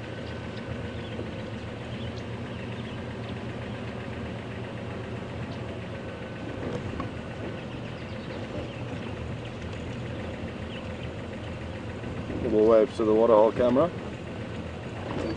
Maybe there's some people watching, and maybe the zoomie had zoomed in onto us. Crazy to think also that that leopard was photographed in this very tree at 5:45 this morning, or maybe a little bit before 5:45 this morning. I think he spent a few hours in this tree. Apparently nestled on what is the initial platform of a hammerkorp's nest, but they appear to have stopped building, because a hammerkorp's nest can be almost 2 meters by 2 meters when it's completed, a very big nest, and that one, as you can see, is still very small.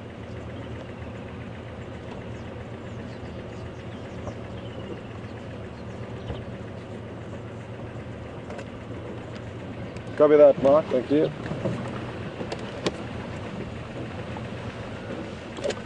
Well, Alex, could you actually relay that? I only got a broken message.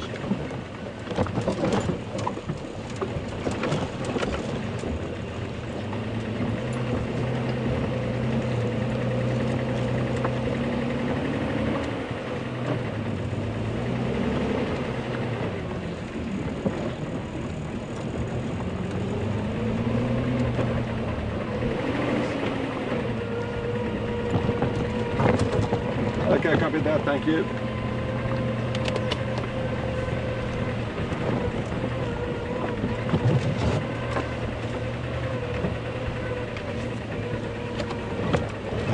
No updates.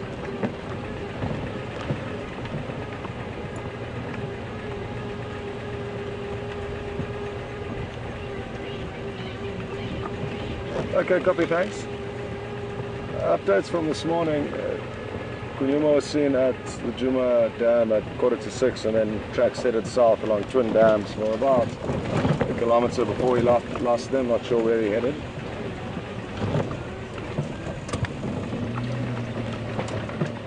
And there was another vehicle out, I'm not sure who it was, that called in a male leopard on heading south on Impala Plains. When I responded, the guy disappeared.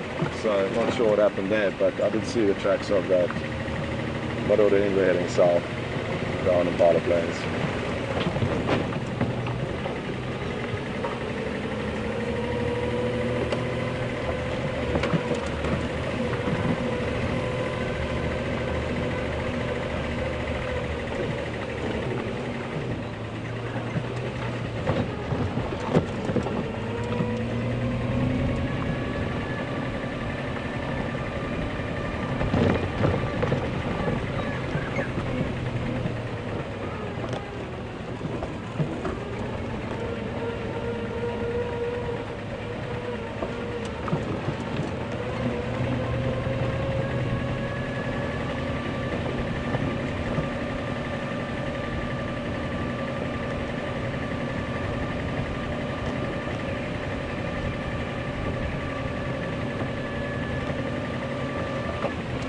Oh, one second, Alex.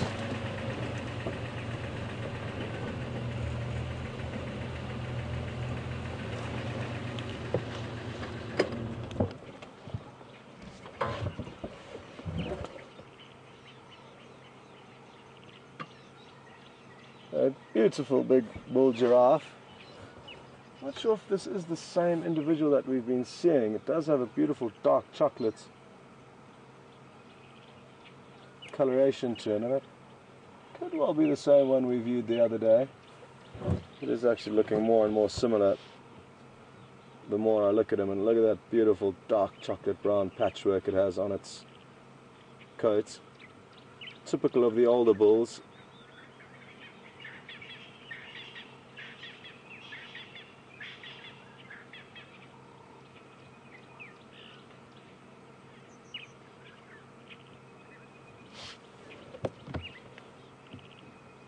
Well, we're really getting lucky with the general game this afternoon, so that's great.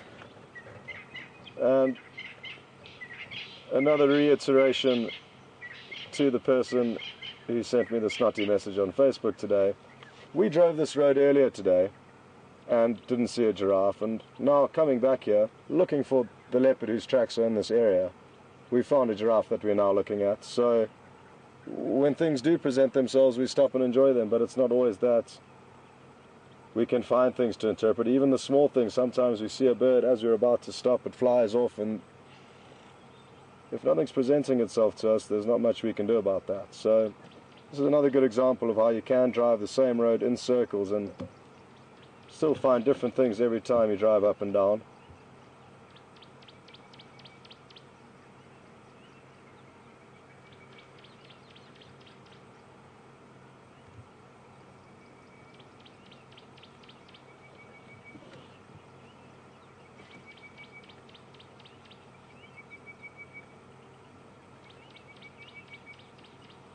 He's feeding on a buffalo thorn, which is the last tree on the planet that I would like to feed on. It has got both straight horns and hooked thorns, so it doesn't matter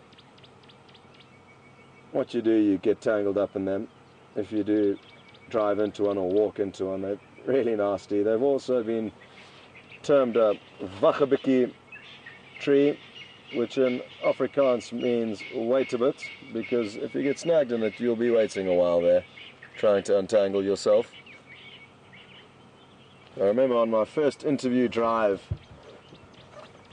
before I got into the training course at the lodge I worked at in the Sabi Sands where I started my career, I went out and I started the drive terribly by indicating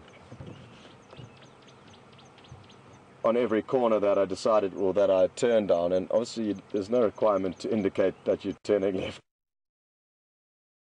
or right out here, so that was the first bloops I made. And the second mistake I made was the trainer asked me if I knew what tree this was, and my knowledge of botany was zero when I came out here. My birding was fairly good because I was in a bird club at junior school and got good exposure to birding, so that kind of helped me through. But my knowledge of the local flora was nil. And he asked me if I knew which bush it was, and I didn't, but I thought I'd show some enthusiasm and go out and have a close look at it and maybe break off a branch that I'd be able to then identify in a tree book when we got back to the camp. And breaking off one of these branches was a mistake, because I got tangled in the bush and made a complete fool of myself. So, some funny memories looking back at the beginning of my career when I didn't know what any of these trees that I'm looking at now were. There's still a few around that I'm not entirely sure of, to be honest, but the bulk of them I know.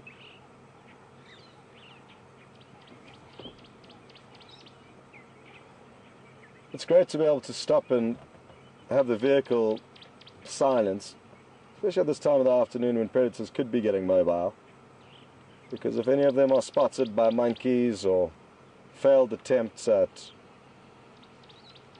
various prey species, or even successful attempts, will create alarm calls.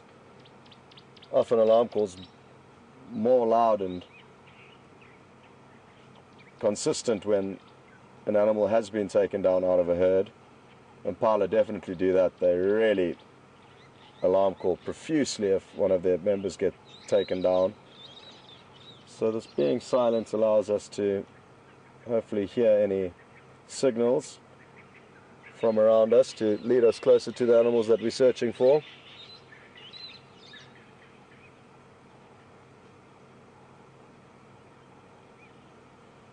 There's a lot of beautiful grass seeds out at the moment, and I've just picked one here that on the way out I'll show you, called herringbone grass, and when you see the seed you'll know exactly why. But a lot of beautiful grass seeds out at the moment, which makes for great scenery but tricky for finding animals because it's a dense blanket now that covers the ground, and if anything is lying down you'd really battle to see it.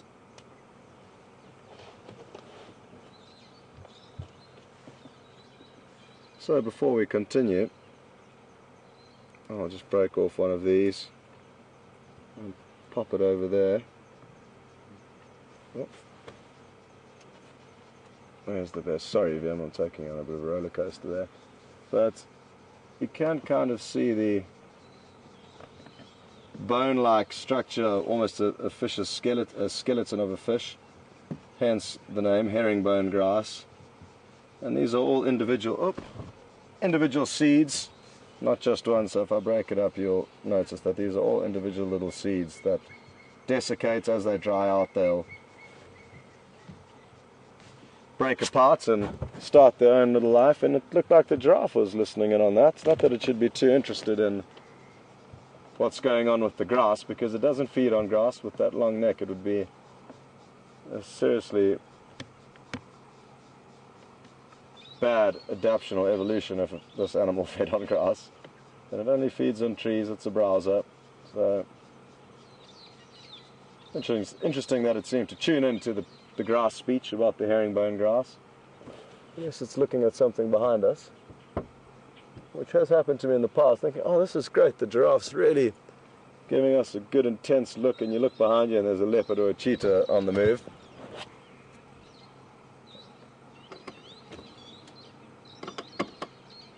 I saw some great photographs from friends of mine who are working up in the Serengeti at the moment.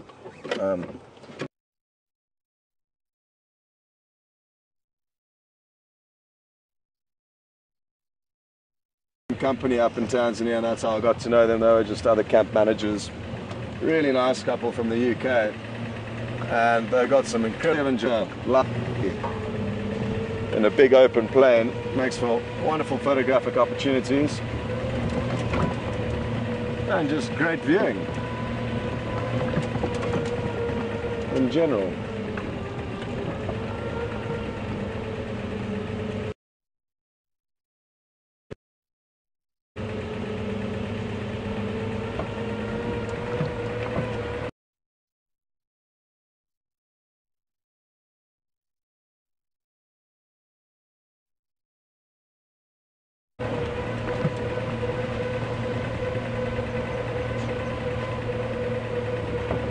How's Mark doing? Alex, has he had under test? Is it maybe arrive?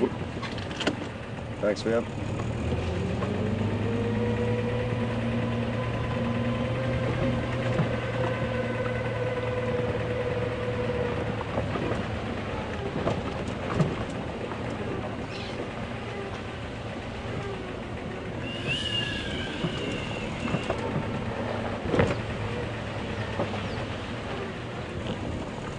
Well, it may be worth finding out what Mark's been up to over the last short while, so over to Mark and we'll catch up with you a little bit later.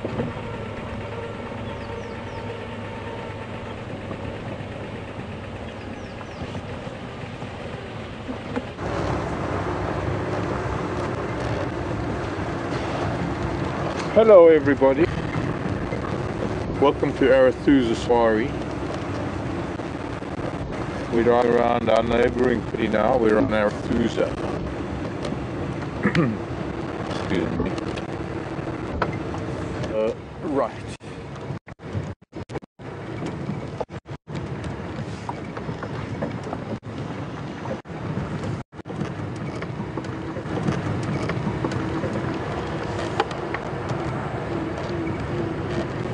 Elephant Alley, I think this road is called, if I'm not mistaken.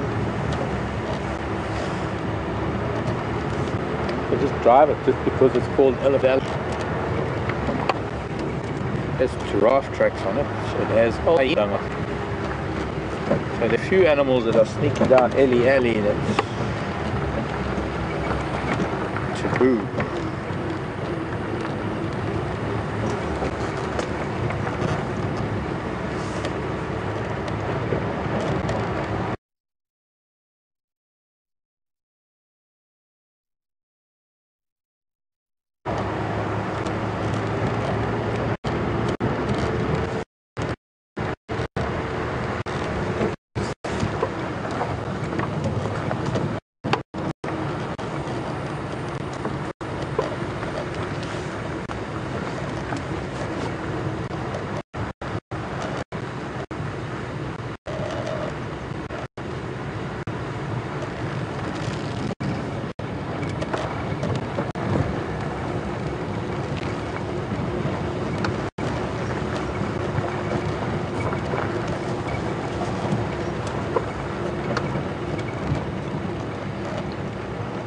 Pretty amazing sky.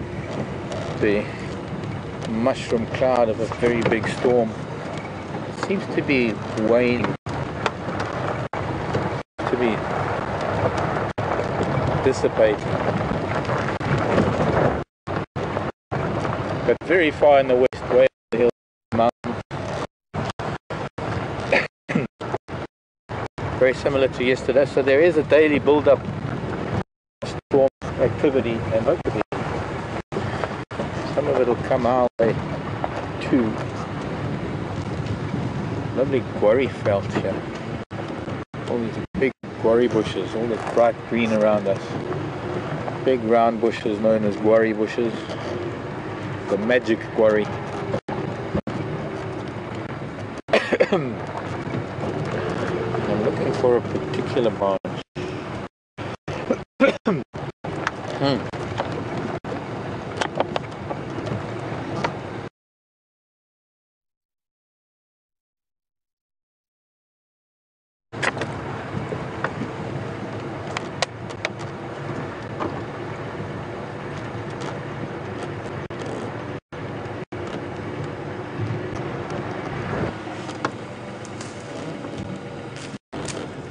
That's for me to hit myself in the face, because I must tell you a story about buffalo.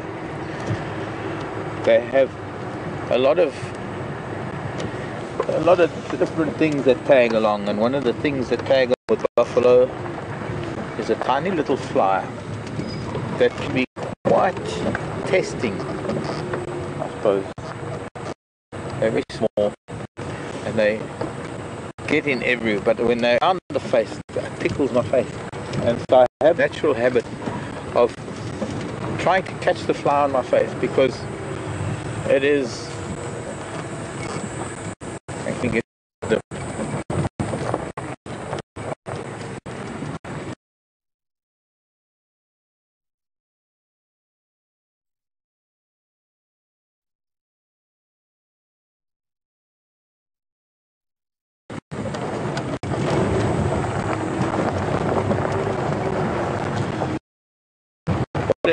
far less of an issue me smacking my own face than it is having a fly. In the hope that I can actually catch it, I hit myself. Well, little thing for fire beaters, for toothbrushes, and I suppose the most important thing about the magic guarri is its magic ability to douse for water. And the way the branches grow, there's a nice fork to most of the branches, and by stripping, I think they strip the bark and hold it out the way they do. I've seen coppers work remarkably well, but I've never seen someone using the magic guarri, but I believe that it is how the magic guarri got its name, or its scientific name at any rate. The euclea species, and the species is divinorum, and that comes from its divining abilities, because it's used the wood twigs, or the Y-shaped branches, are used by diviners to dip one in water. Well, at the moment it's a fly swish. Elephant broke a couple of branches.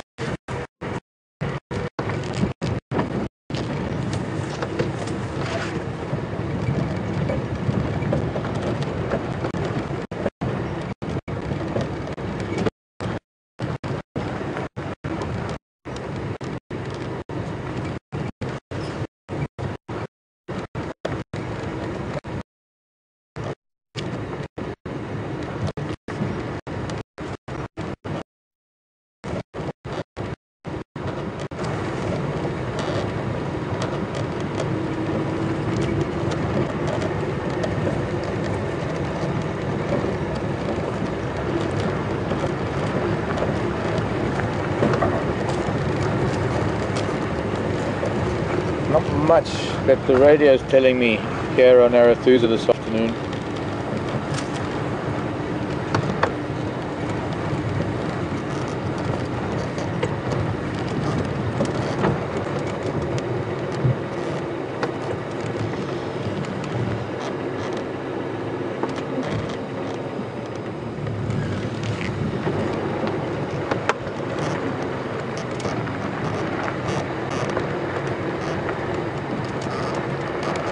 Sodic site area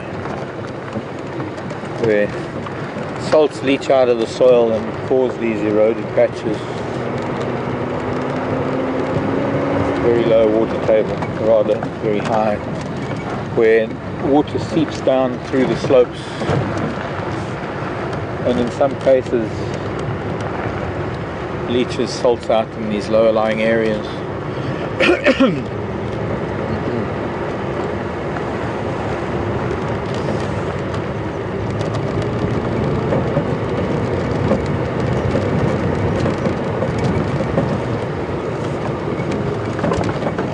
Very hard to rehabilitate because you've got to rehabilitate topsoil as well. And one of the only ways to do so is actually to use dead branches, pack them in a way that they're not only protecting the soil from sliding down the slope, but also the raindrops hitting it, because after all it's the raindrops that hit the sand. Look at that. 2 of them. I only saw one. The other one ran away. And then this one showed his face.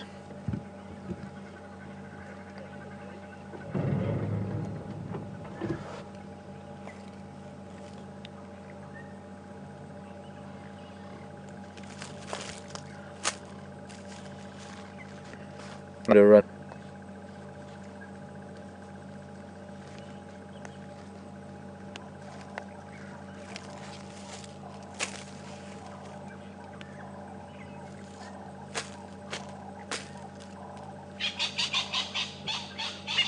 Wow, he's big. I swished my fly swish because and he got a fright.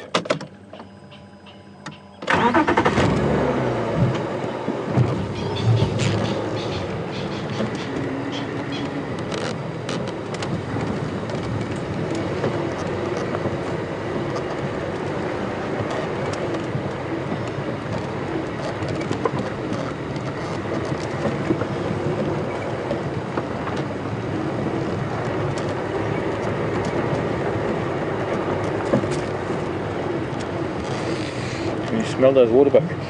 Quite a sweet smell. They run quite far. There's one of them. That very big boy. Wow, he's huge.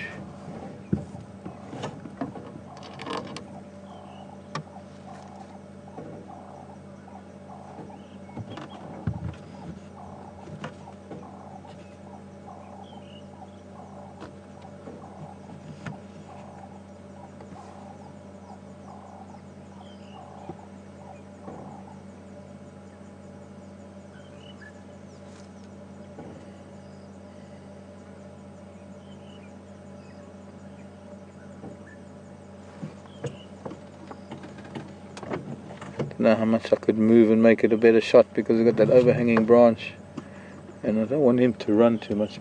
We don't get a chance to see waterbuck bulls. We've got a few females around the dam, although I'm sure you must see the odd bull coming in.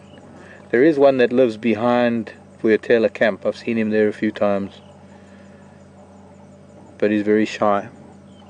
And then there are some females around Djuma waterhole. But I'm sure on the camera, I'm sure you must have seen some bulls.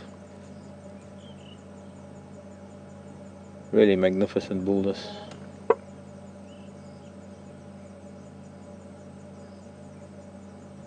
I guess he thinks he's hiding.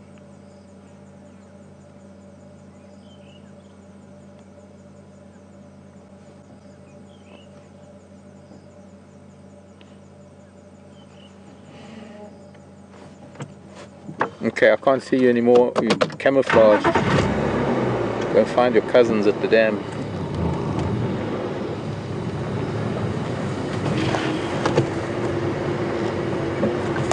Leave him with a positive experience of his encounter with the mad camera vehicle from Gari.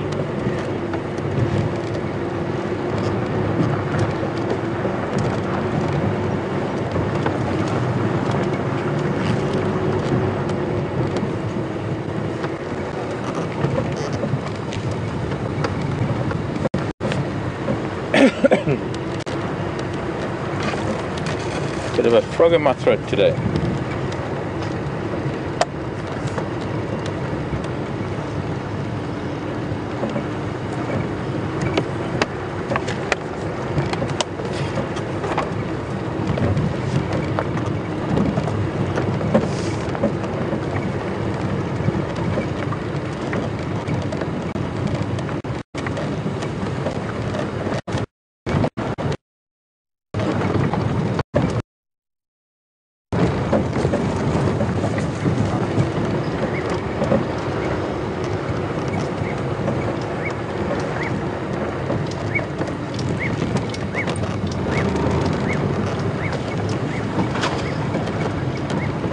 Beautiful area this.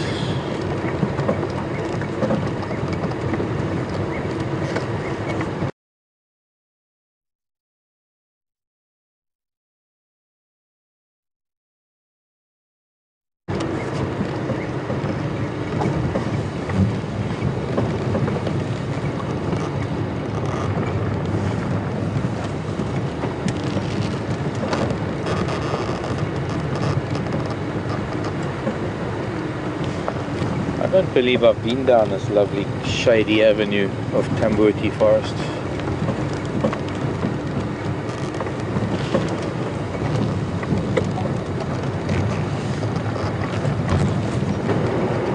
Lovely big dead leadwood.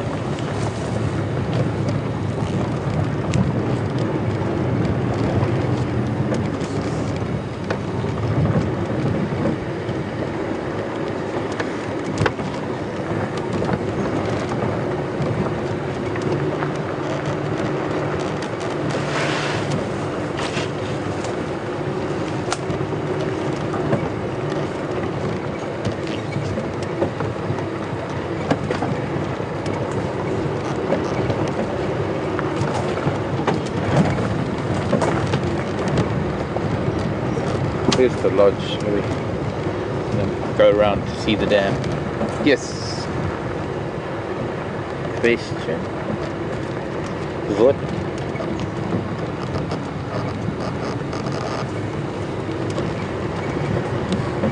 Laura on email. Thank you for the email, Laura. Why do they have white rings on their bottom? Part of the same reason why they have white markings around the mouth and the face. The nose. All about body language and signaling to each other,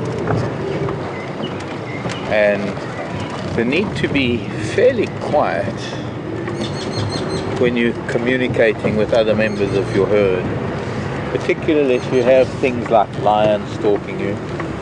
It's a myth that lions don't eat waterbuck, because they do. Some might have heard of that. Waterbuck meat is quite fine for most animals, and go on the high road. What have we got here? But I digress, as I do sometimes. Waterbuck, as with most other antelope that have to rely on their hearing a lot,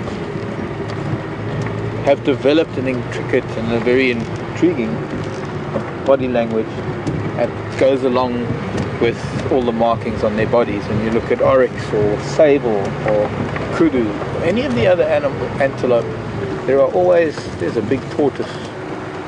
Gee, I get so distracted. Very big leopard tortoise. We haven't seen too many. We've seen the much flatter, smaller. That's about the size of a football. Tortoise. Leopard tortoise or mountain tortoise. So these animals have developed markings and colorations that allow them to communicate things to the rest of the herd, so that they don't have to worry about hearing or listening for danger because everybody's talking at the same time, which can happen, as you know, as us humans put a crowd of people together in a restaurant and there's a noise.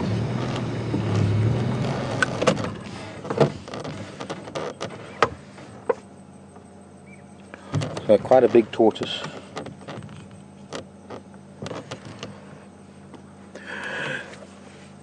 I guess what we need to do is we need to look at things like impala and zebra and kudu and all the other animals, how they flick their tails, and in that sense send a message throughout the herd that everybody can carry on feeding. And when you look at some of the other antelope, you see the different colors and different... Can you see its head coming out from your angle? Oh, there you go. Decided that we're not too much of a threat. Hello, Chalonid.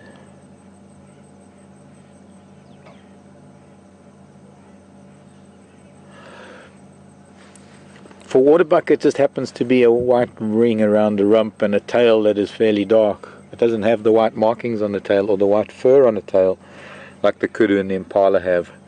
And they have other markings alongside those that I suppose spell out a different sign language because it's only impala they want to talk to. It's hard to explain, but it just goes in hand with the markings that are used for communication. And we would have to, I guess, sit and observe them to be able to see how it really works. There are waterbuck tracks here, and since we're nearly at Arathusa Dam, I'm sure we might see some waterbuck. Leave tortoise be. Interesting seeing a tortoise. I've been thinking about tortoises. We've had a very hot day today with this cloud that's up in the west. It's cool. It's tempered the sun, but it's still very hot. I mean, it's still hot and humid. And clearly a change in atmospheric pressure, and even more clearly, somewhere is going to be getting some weather. Well, they're getting weather in the west at the moment. Over the mountains, lion tracks.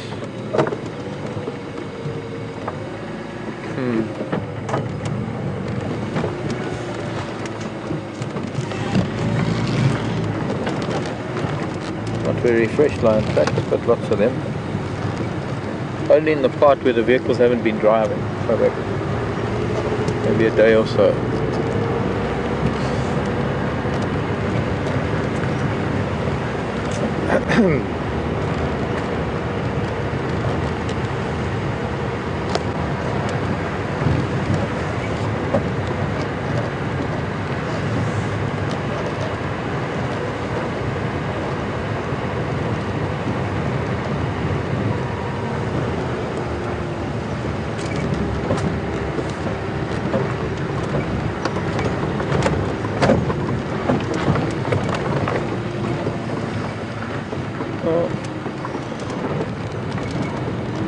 Sorry, Brian, bumpy roads.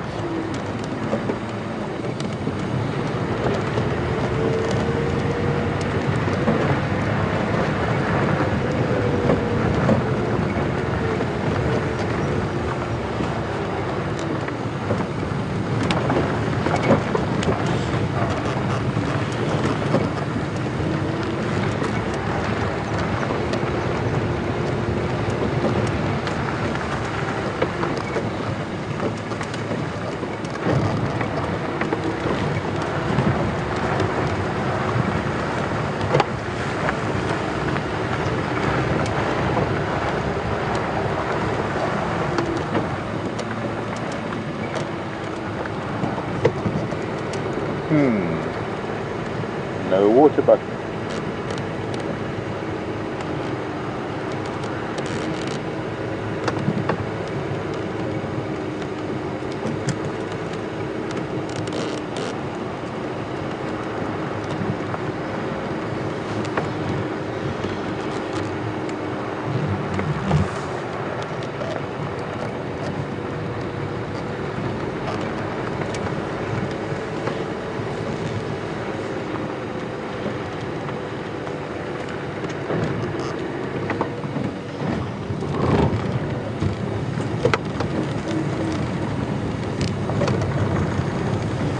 I think I was interrupted by a tortoise. Wow, a lot of this must have been quite windy. All of this Ludwigia that was washed up against the northern side of the dam is now actually spreaded to the southern side of the dam. That's quite interesting. Actually, it's a floating plant. I suppose by moving around it's helping to change water temperature and currents and oxygen. That's quite amazing. It shows a very marked change in prevailing wind patterns. It's almost 180 degrees. I wonder where the jacanas are. Probably on the other side.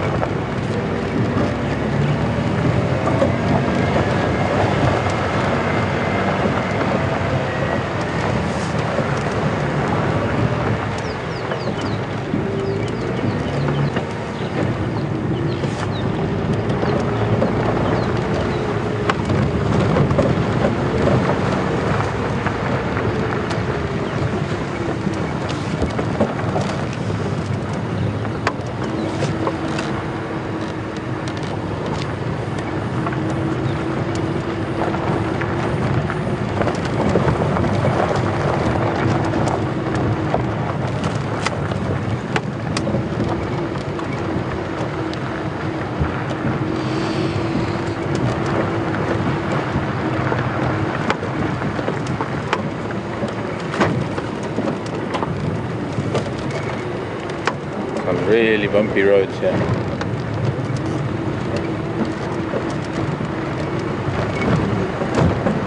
Oops.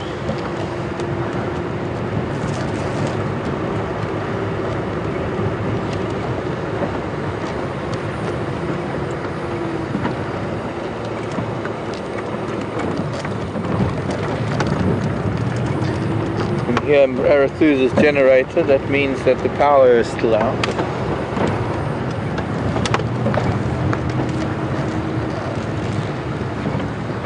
Our electricity company, we have one electricity company, well, government run.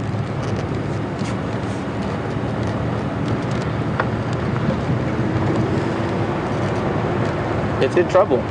Can't supply the demand that South Africa is demanding. So we have what's called load shedding.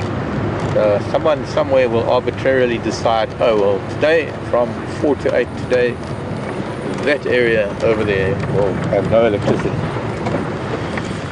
So your fruit is defrosted and your meat melts and your... I don't have ice cream, but I suppose for some people the air conditioners stop working. That might be a bit of a problem. Although it's probably the hot days like today when the air conditioners are popping out at their maximum that the demand is so high.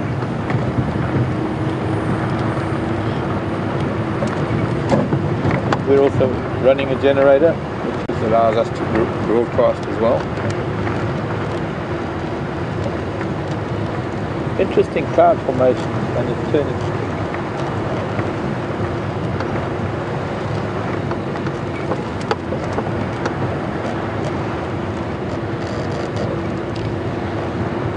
Good day to Toronto in Canada. Yo, wake up Kokomo, Canada's on the line. John was asking, do animals...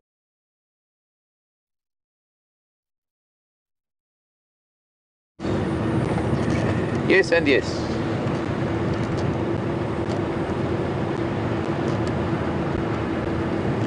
Yes, they carry ticks, and yes, they carry diseases.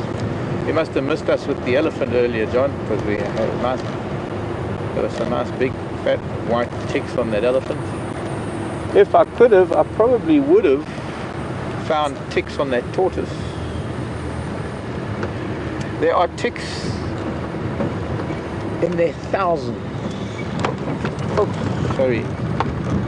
On every single animal. In fact, the tick load of an animal is quite crucial to the animal's health and survival. And it can become quite a problem if the tick load gets too high. Your animals start losing condition. Well, not your animals, the animals. And I've known areas in Tanzania, very vast areas that are grassland areas, where the government, the national parks, burn those areas to not only bring new grasses through, but to specifically to suppress the tick load.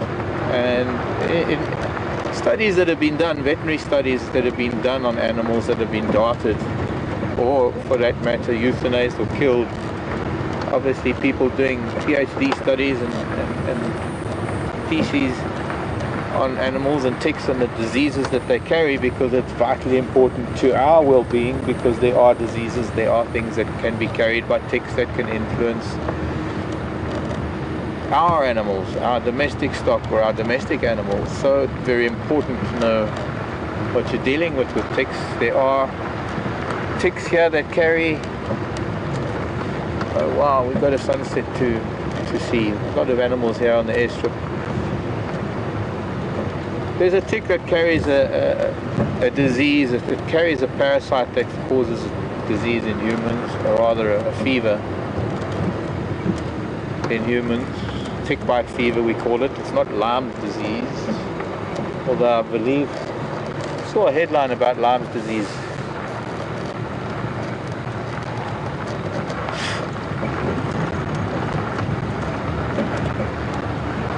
But we do get tick bite fever as humans, but you can only get one. Okay, we're going to go and see what Scott has for you. So we'll see you. I'm going to show you a really beautiful sunset if you come back to me soon enough, because we're going to miss it soon. But off you go, we'll see what Scott has.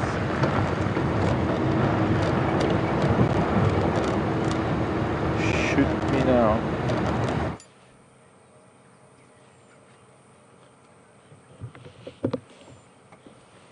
Well, welcome back.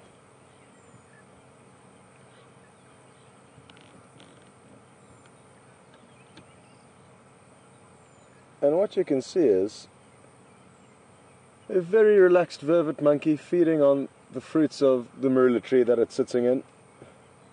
If we watch closely, we'll probably see him dropping the seed when he's finished with it.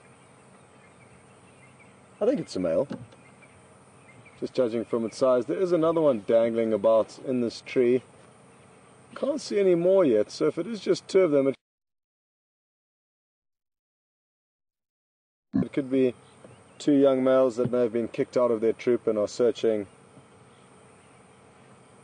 As Liam's found the other one there, which looks considerably smaller.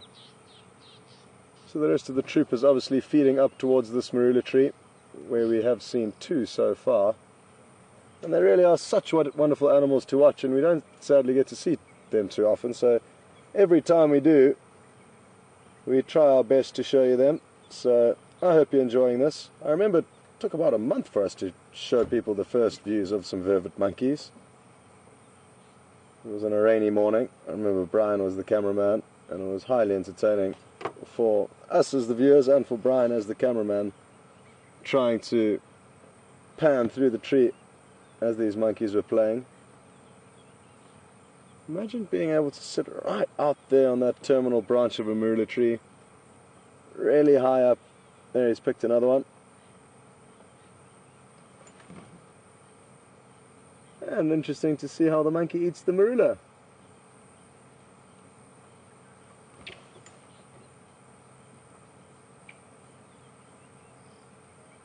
The good thing about sitting here is that they're such good sentries, the monkeys, and if any predators were to be in the general area, they would certainly spot it before we would and be staring in that direction, which would help us to find them. So it's a win-win situation by sitting here, because we've now got the eyes of this troop of monkeys all helping us in a search for predators which are hard to come by.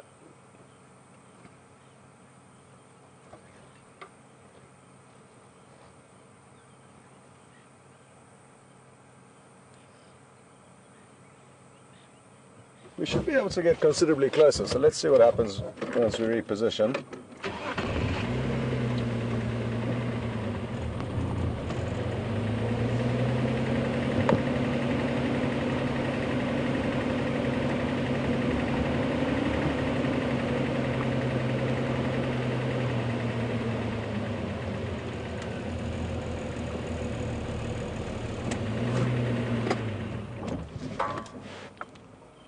Literally cannot see one now. Fiam, how are you doing? I see one, I just need to find it on the camera. So that repositioning backfired. There's one.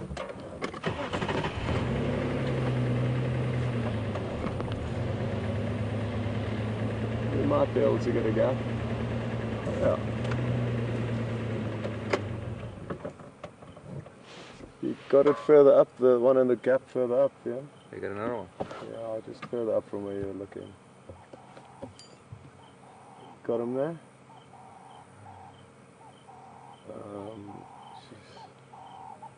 I can see him. Oh no, I'm looking far up to the right there. Oh, you're looking at it. Oh no, don't worry.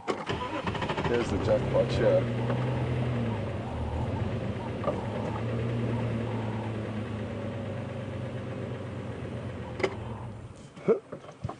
How's that for a pose?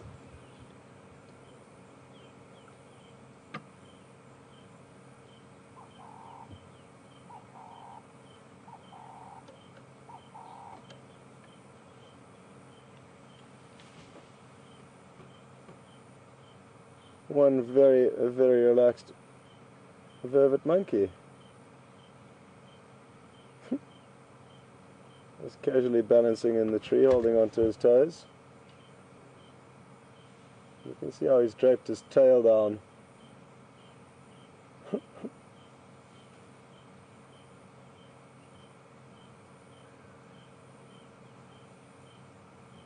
We're not going to go anywhere, but Mark's got himself into a great position for a sunset shot, so over to Mark and we'll catch up with you a little bit later.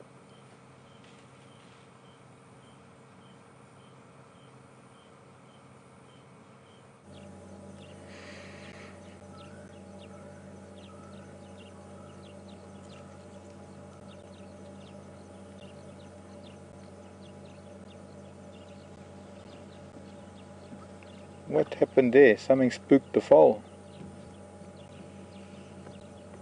We got a whole bunch of zebra and wildebeest around us.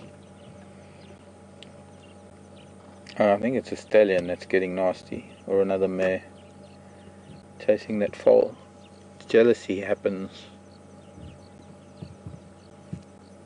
Yeah, look at that. Ears are back.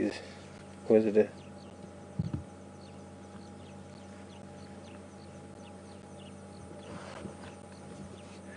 He's herding them. There's several family groups of zebra here. and I think a couple of wildebeest herds too, because there are a lot more than I've seen in a while. We're on the airstrip, a really beautiful spot at this time of the day.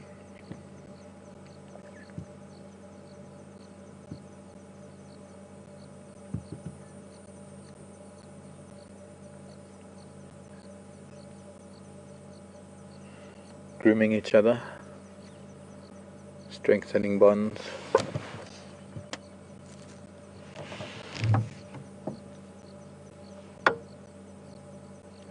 And of course this magnificent sunset, big sky that we don't get too often because we're normally underneath the canopy of the trees. But from this angle, very smoky, very hazy in the west because of that big flying saucer shaped cloud. That is a big storm that moved over, and can hardly even see the mountains. In fact, if you didn't know they were there, you wouldn't know they were there. That doesn't make sense, does it? You wouldn't know to look for them.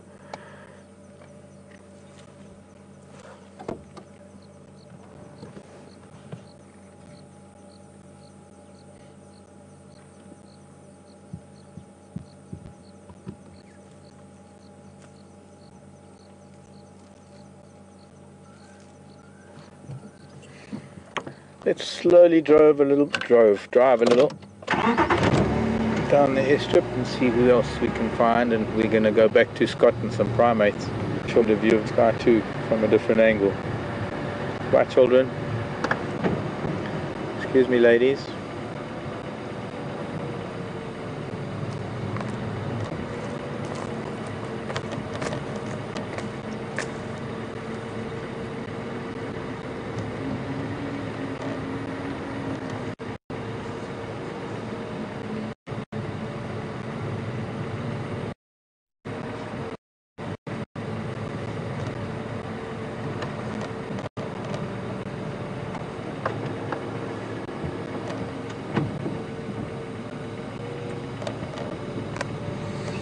Hello, wildies.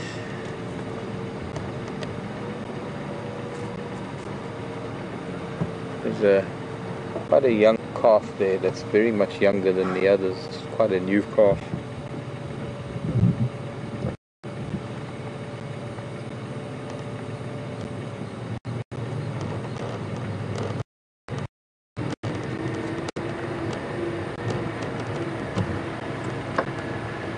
All out in the open. It's a lot better for them at night. A lot of zebra and impala on the edges too of the open area. They'll be coming out into the open at night. I can see danger coming. We're, I'd say, in first quarter by the looks of things, or maybe just the day before.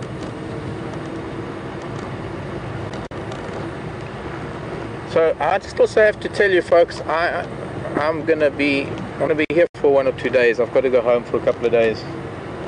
So I want to share the sunset, and there's the quarter moon directly up ahead.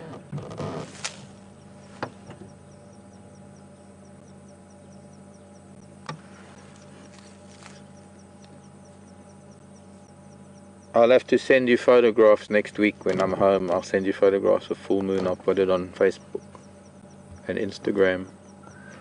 The last view of that fiery sky for a little bit and see what he's got to tell us about primates. I hope he's still with them. I don't know.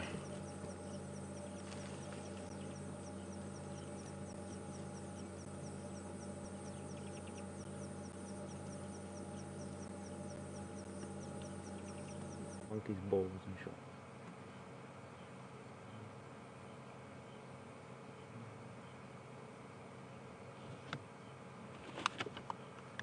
Welcome back, and sadly you just missed a really cute interaction between a mother and a baby that have now climbed up into a part of the tree where I doubt we'll be able to get a good view of them again, but we'll try. So I hope you had, oh, there's the baby at least. I hope you did get some beautiful shots of the sunset. We've thoroughly been enjoying our time with these monkeys. This little baby's so cute. It's literally pulling on its mother's cheeks earlier, almost teasing its mom.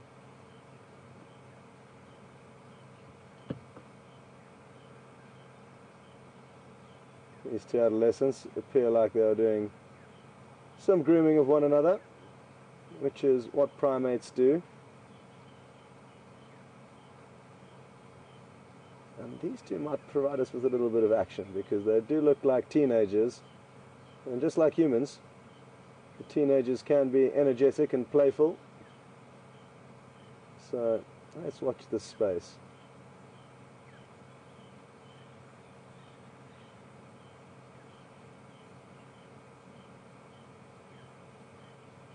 I suppose it's not dissimilar from us as humans pampering loved ones or friends to a degree, massages, etc. Or tickling one's back. That always feels good. I'm a sucker for being pampered. It was one of the great perks of working at the lodge I did work at here in the Sabi Sands. We had an incredible team of health therapists that needed to practice new techniques and massages. I was thankfully used as the dummy for training, so got a lot of great massages. One was called the Lumi Lumi Flowing Hawaiian Dance Massage, and it incorporated not one but two therapists massaging your body simultaneously, which was one to remember.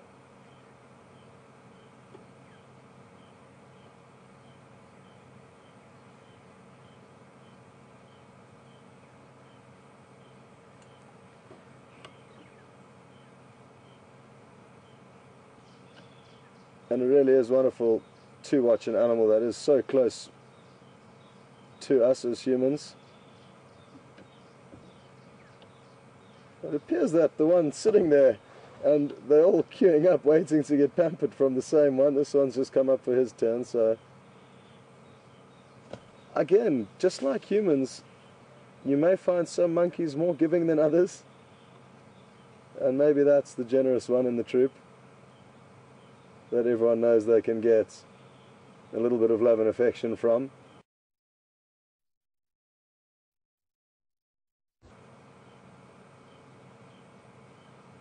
I think it would be great fun to be in a troop of monkeys for a couple of months, playing in the trees, shouting at leopards from the safety of these beautiful trees as well. And at this time of year, eating the tasty marula fruits.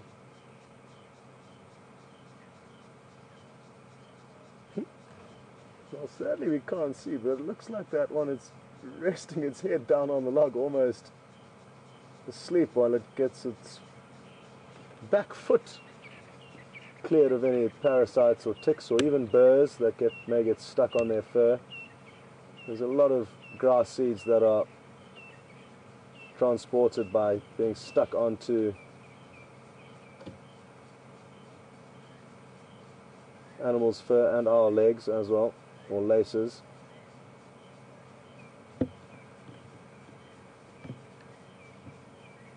Well done, VM. Great camera work. And I sadly think that that is that for the monkey sighting, simply due to the fact that now we are going to battle to get an angle. We'll try on the way out.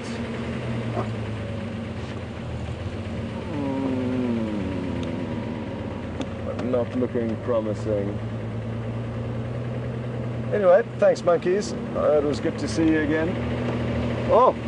Now we've just got a glimpse of the sunsets, and now I know what it's all about, what you're looking at, because even from down here in the riverbed I can just see a little bit of it, and it looks magical. So glad that Alex did link you back to Mark to see the shots of the sunsets, and I'm sure Brian did a great job behind the camera.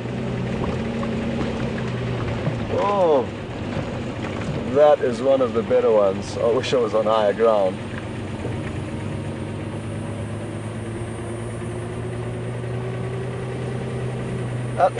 Alex, is Mark still in a good sundowner spot or sunset spot?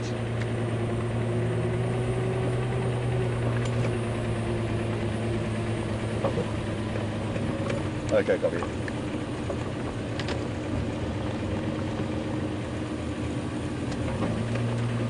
Well, even from this low-lying position, you can see the beautiful colors and clouds on the western horizon. And it's that beautiful stage of the evening again when everything's cool and calm.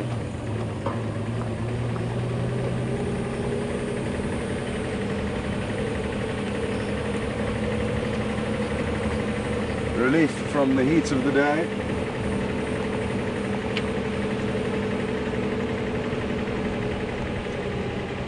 Okay, wonderful. Well, Mark's found some more interesting animals to have a quick look at, so when you're ready, Alex, over to Mark and we'll catch up with you later.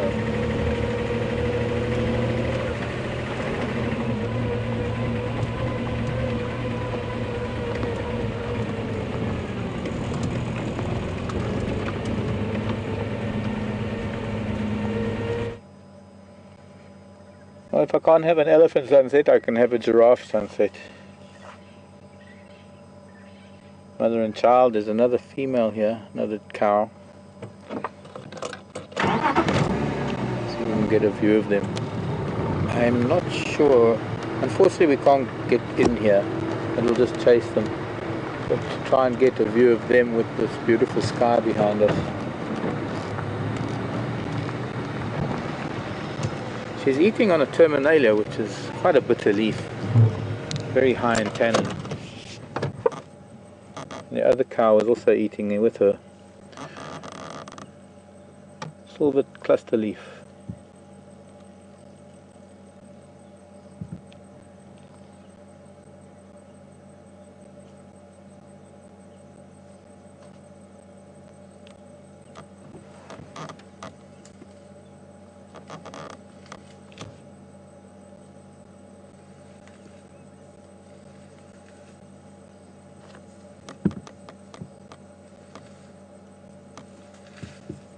Oh, what frightened her? Oh, she tripped. Oh.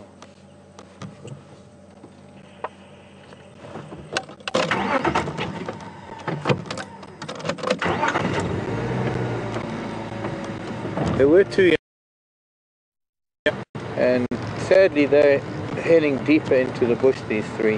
There might be others. They might be around the airstrip tomorrow.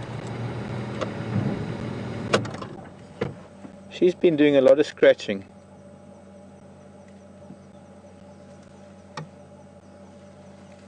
When we arrived here, she was scratching her legs on a bush.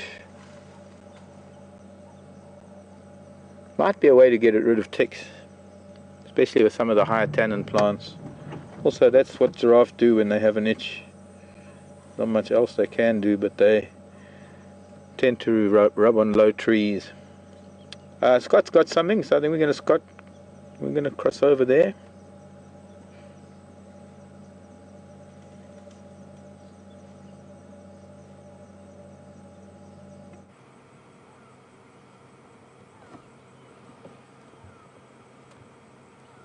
Welcome back, and isn't this the cutest thing? We've got 4 little baby crested francolins, and I was wondering when we were going to be able to show you the first baby francolin. And I really didn't expect it to be this good, out in the middle of the road. They're not newly hatched. Oh, there they all go. Run for cover. There's one left behind, but the other adults also slunk off into that vegetation. So glad we got that glimpse, and I hope you enjoyed those little baby francolin. Like I say, they would have been a lot smaller when they did hatch, but still cute nonetheless. And Alex, I'm not sure, is Mark still with the giraffe, or?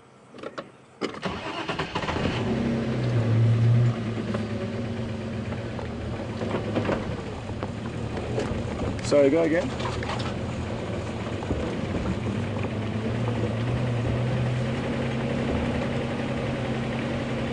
Okay, perfect.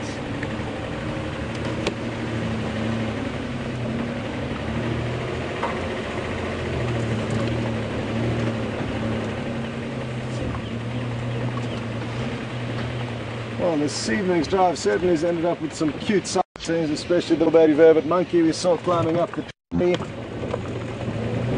as well as those tiny little crested francolin.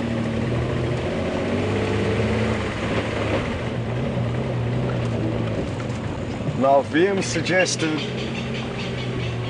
that we take a certain track.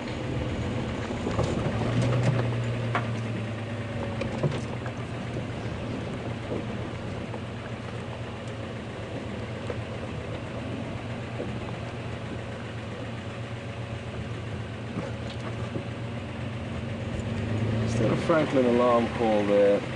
That got me excited. Anyway, VM suggested we take a track that we both like driving along. We did drive along it earlier and actually pioneered a little bit of a new route that links up two tracks that came from roads that ran parallel to one another. But the roads initially didn't link, but we managed to move a few big logs out the way. And now we've got a new sneaky road that VM and myself have named Ingwe Track as our little reference to it. And Ingwe is a leopard in Shangaan, and we have seen leopards so often on that track, and we do know they move through that drainage line a lot, so very useful road to have.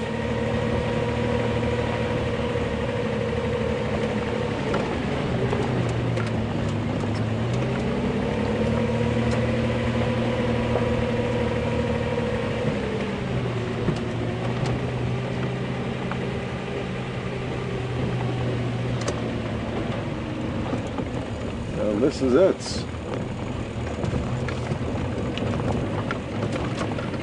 A little bit bumpy, but it takes us through a beautiful area, and an area where, like I say, we know leopard do often move through.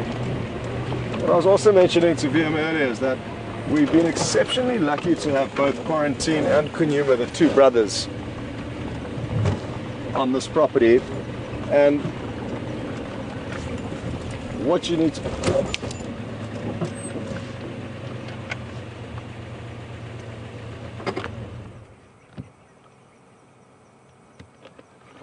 I wish you could see how big the smile was on my face.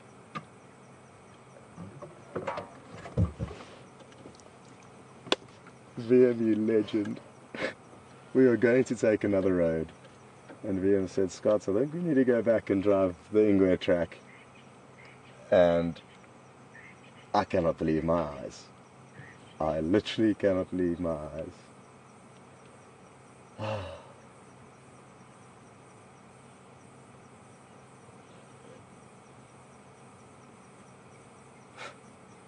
Literally lost for words. We are on that track that I told them I checked earlier, that runs from Twin Dams to Philemon's Dip.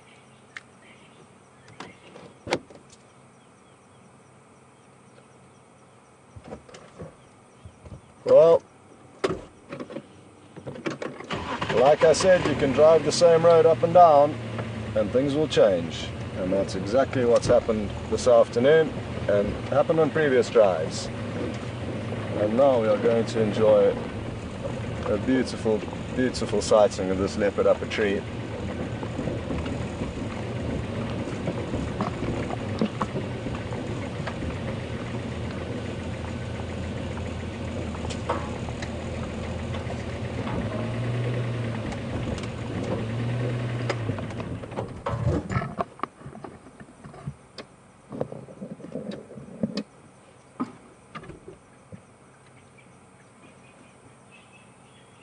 Well, that right there, folks, is an incredible, incredible view, and one that I hope you're all really soaking in and enjoying, because a leopard lying up in a marula tree presenting himself to us like this is the absolute jackpot.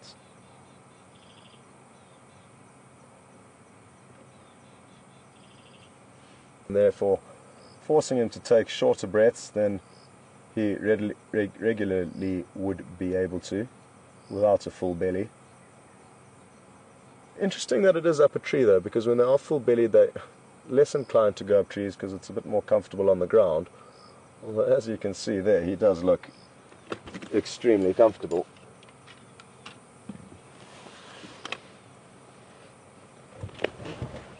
I'm just going to reposition us ever so slightly.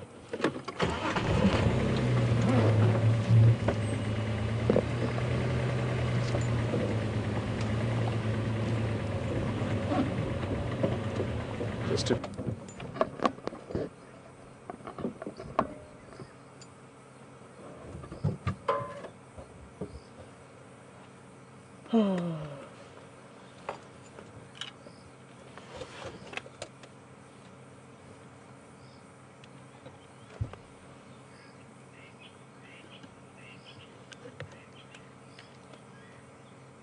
I wonder how close we did drive past him earlier, where he was lying down. I did hear some rattling testiculars really calling insistently, and I actually said to him, because I stopped and reversed to check where they were alarm calling, didn't see anything, but they could well have been alarm calling at this leopard.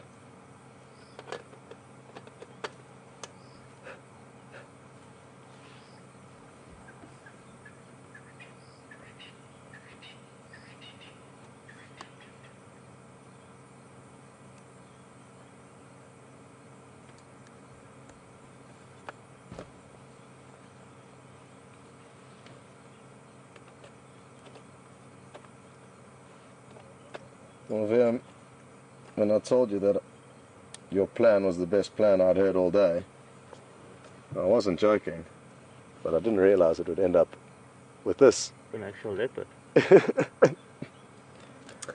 No. I really thought we had exhausted all of our leopard luck that we've been having over the last few days, but obviously we've still got a little bit of credits in the leopard luck piggy bank.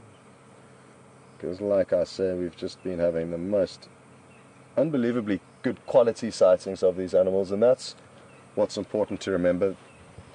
Seeing an animal is one thing, but seeing an animal in a kind of quintessential pose or position like this, or having two male lions walk down the road for several kilometers while we reverse and have them full frontal, those kinds of images and views of these animals are really special. So it's wonderful when we do get lucky.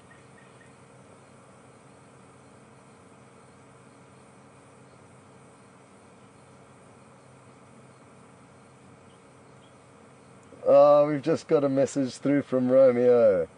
Photographers out there these days, and it's really wonderful to see the images that some people are capturing and how their photography progresses. And I've been fortunate to see a lot of my friends flourish as really good photographers and are now leading privately guided photographic safaris all over Africa, and to see how their photography has flourished over the years and developed has been wonderful.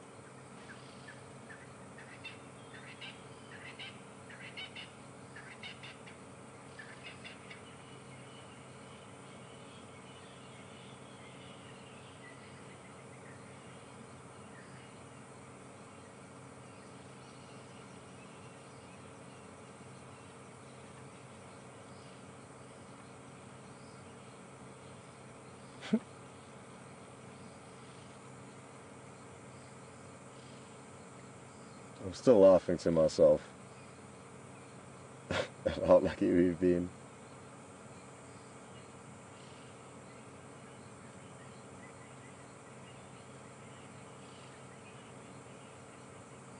Did it take you a while to spot it once I pointed, or? No, after you started laughing, I started looking, and it took a while, but then I saw it there up in the tree. Okay. Because I didn't want to say anything, I just pointed and then waited for you to do what you needed to do. So.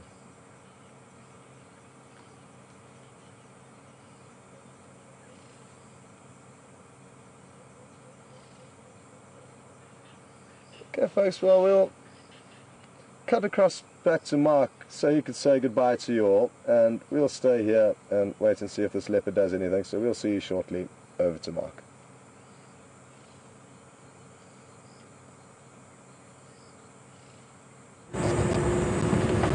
Hi everyone, we're just coming back onto Djuma now. from Arathusa. Great news that Scott's got a leopard, so it's not going to take too long. From Brian and myself here on Wendy, thanks for joining us on this vehicle this afternoon. And well, enjoy the leopard with Scott. I think we'll may take it over time a little bit on this one. Let's see what Scott's got to say about that.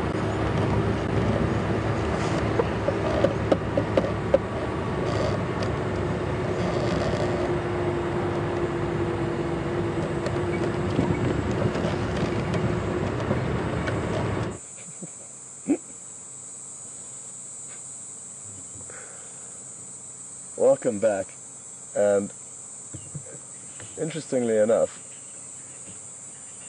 I just thought to myself, let me check closely to see where the kill could be. Spotlight. And I started scanning through the tree, and then I spotted what exactly we were looking for, and Viam will now show you what that is.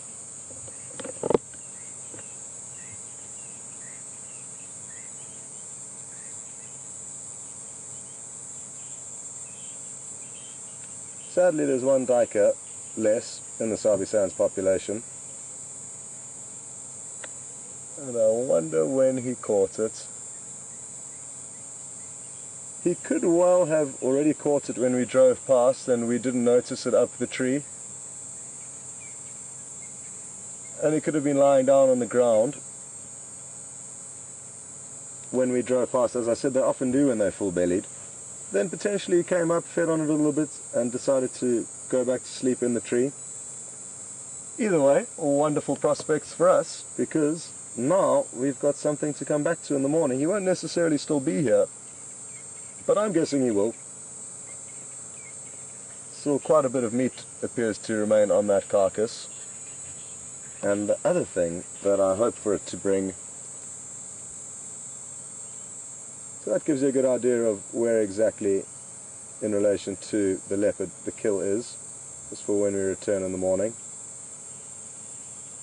So the bright light is on the kind of top right of the screen is where I'm shining on the kill, doing little circular motions now.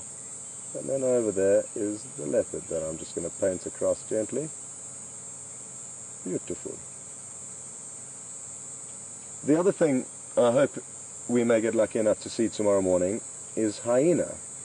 Now, we haven't seen very many hyena, and over the last few weeks, and hopefully they'll pick up the scent of this duiker and be lingering at the base of this tree, hoping for any titbits to fall, and there certainly will be titbits that fall.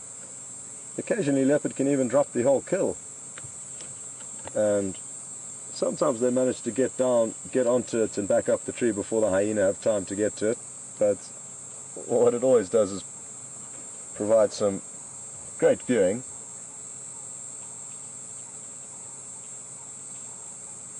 And you'll be astonished at how quickly this leopard can get down a tree and back up it with a kill before the hyena have even got to the area where they need to be.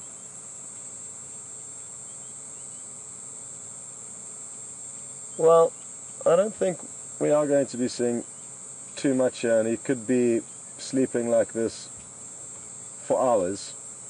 So, like I say, I'm almost certain he'll be back here in the morning, will still be here in the morning, feeding on the remains of this duiker kill.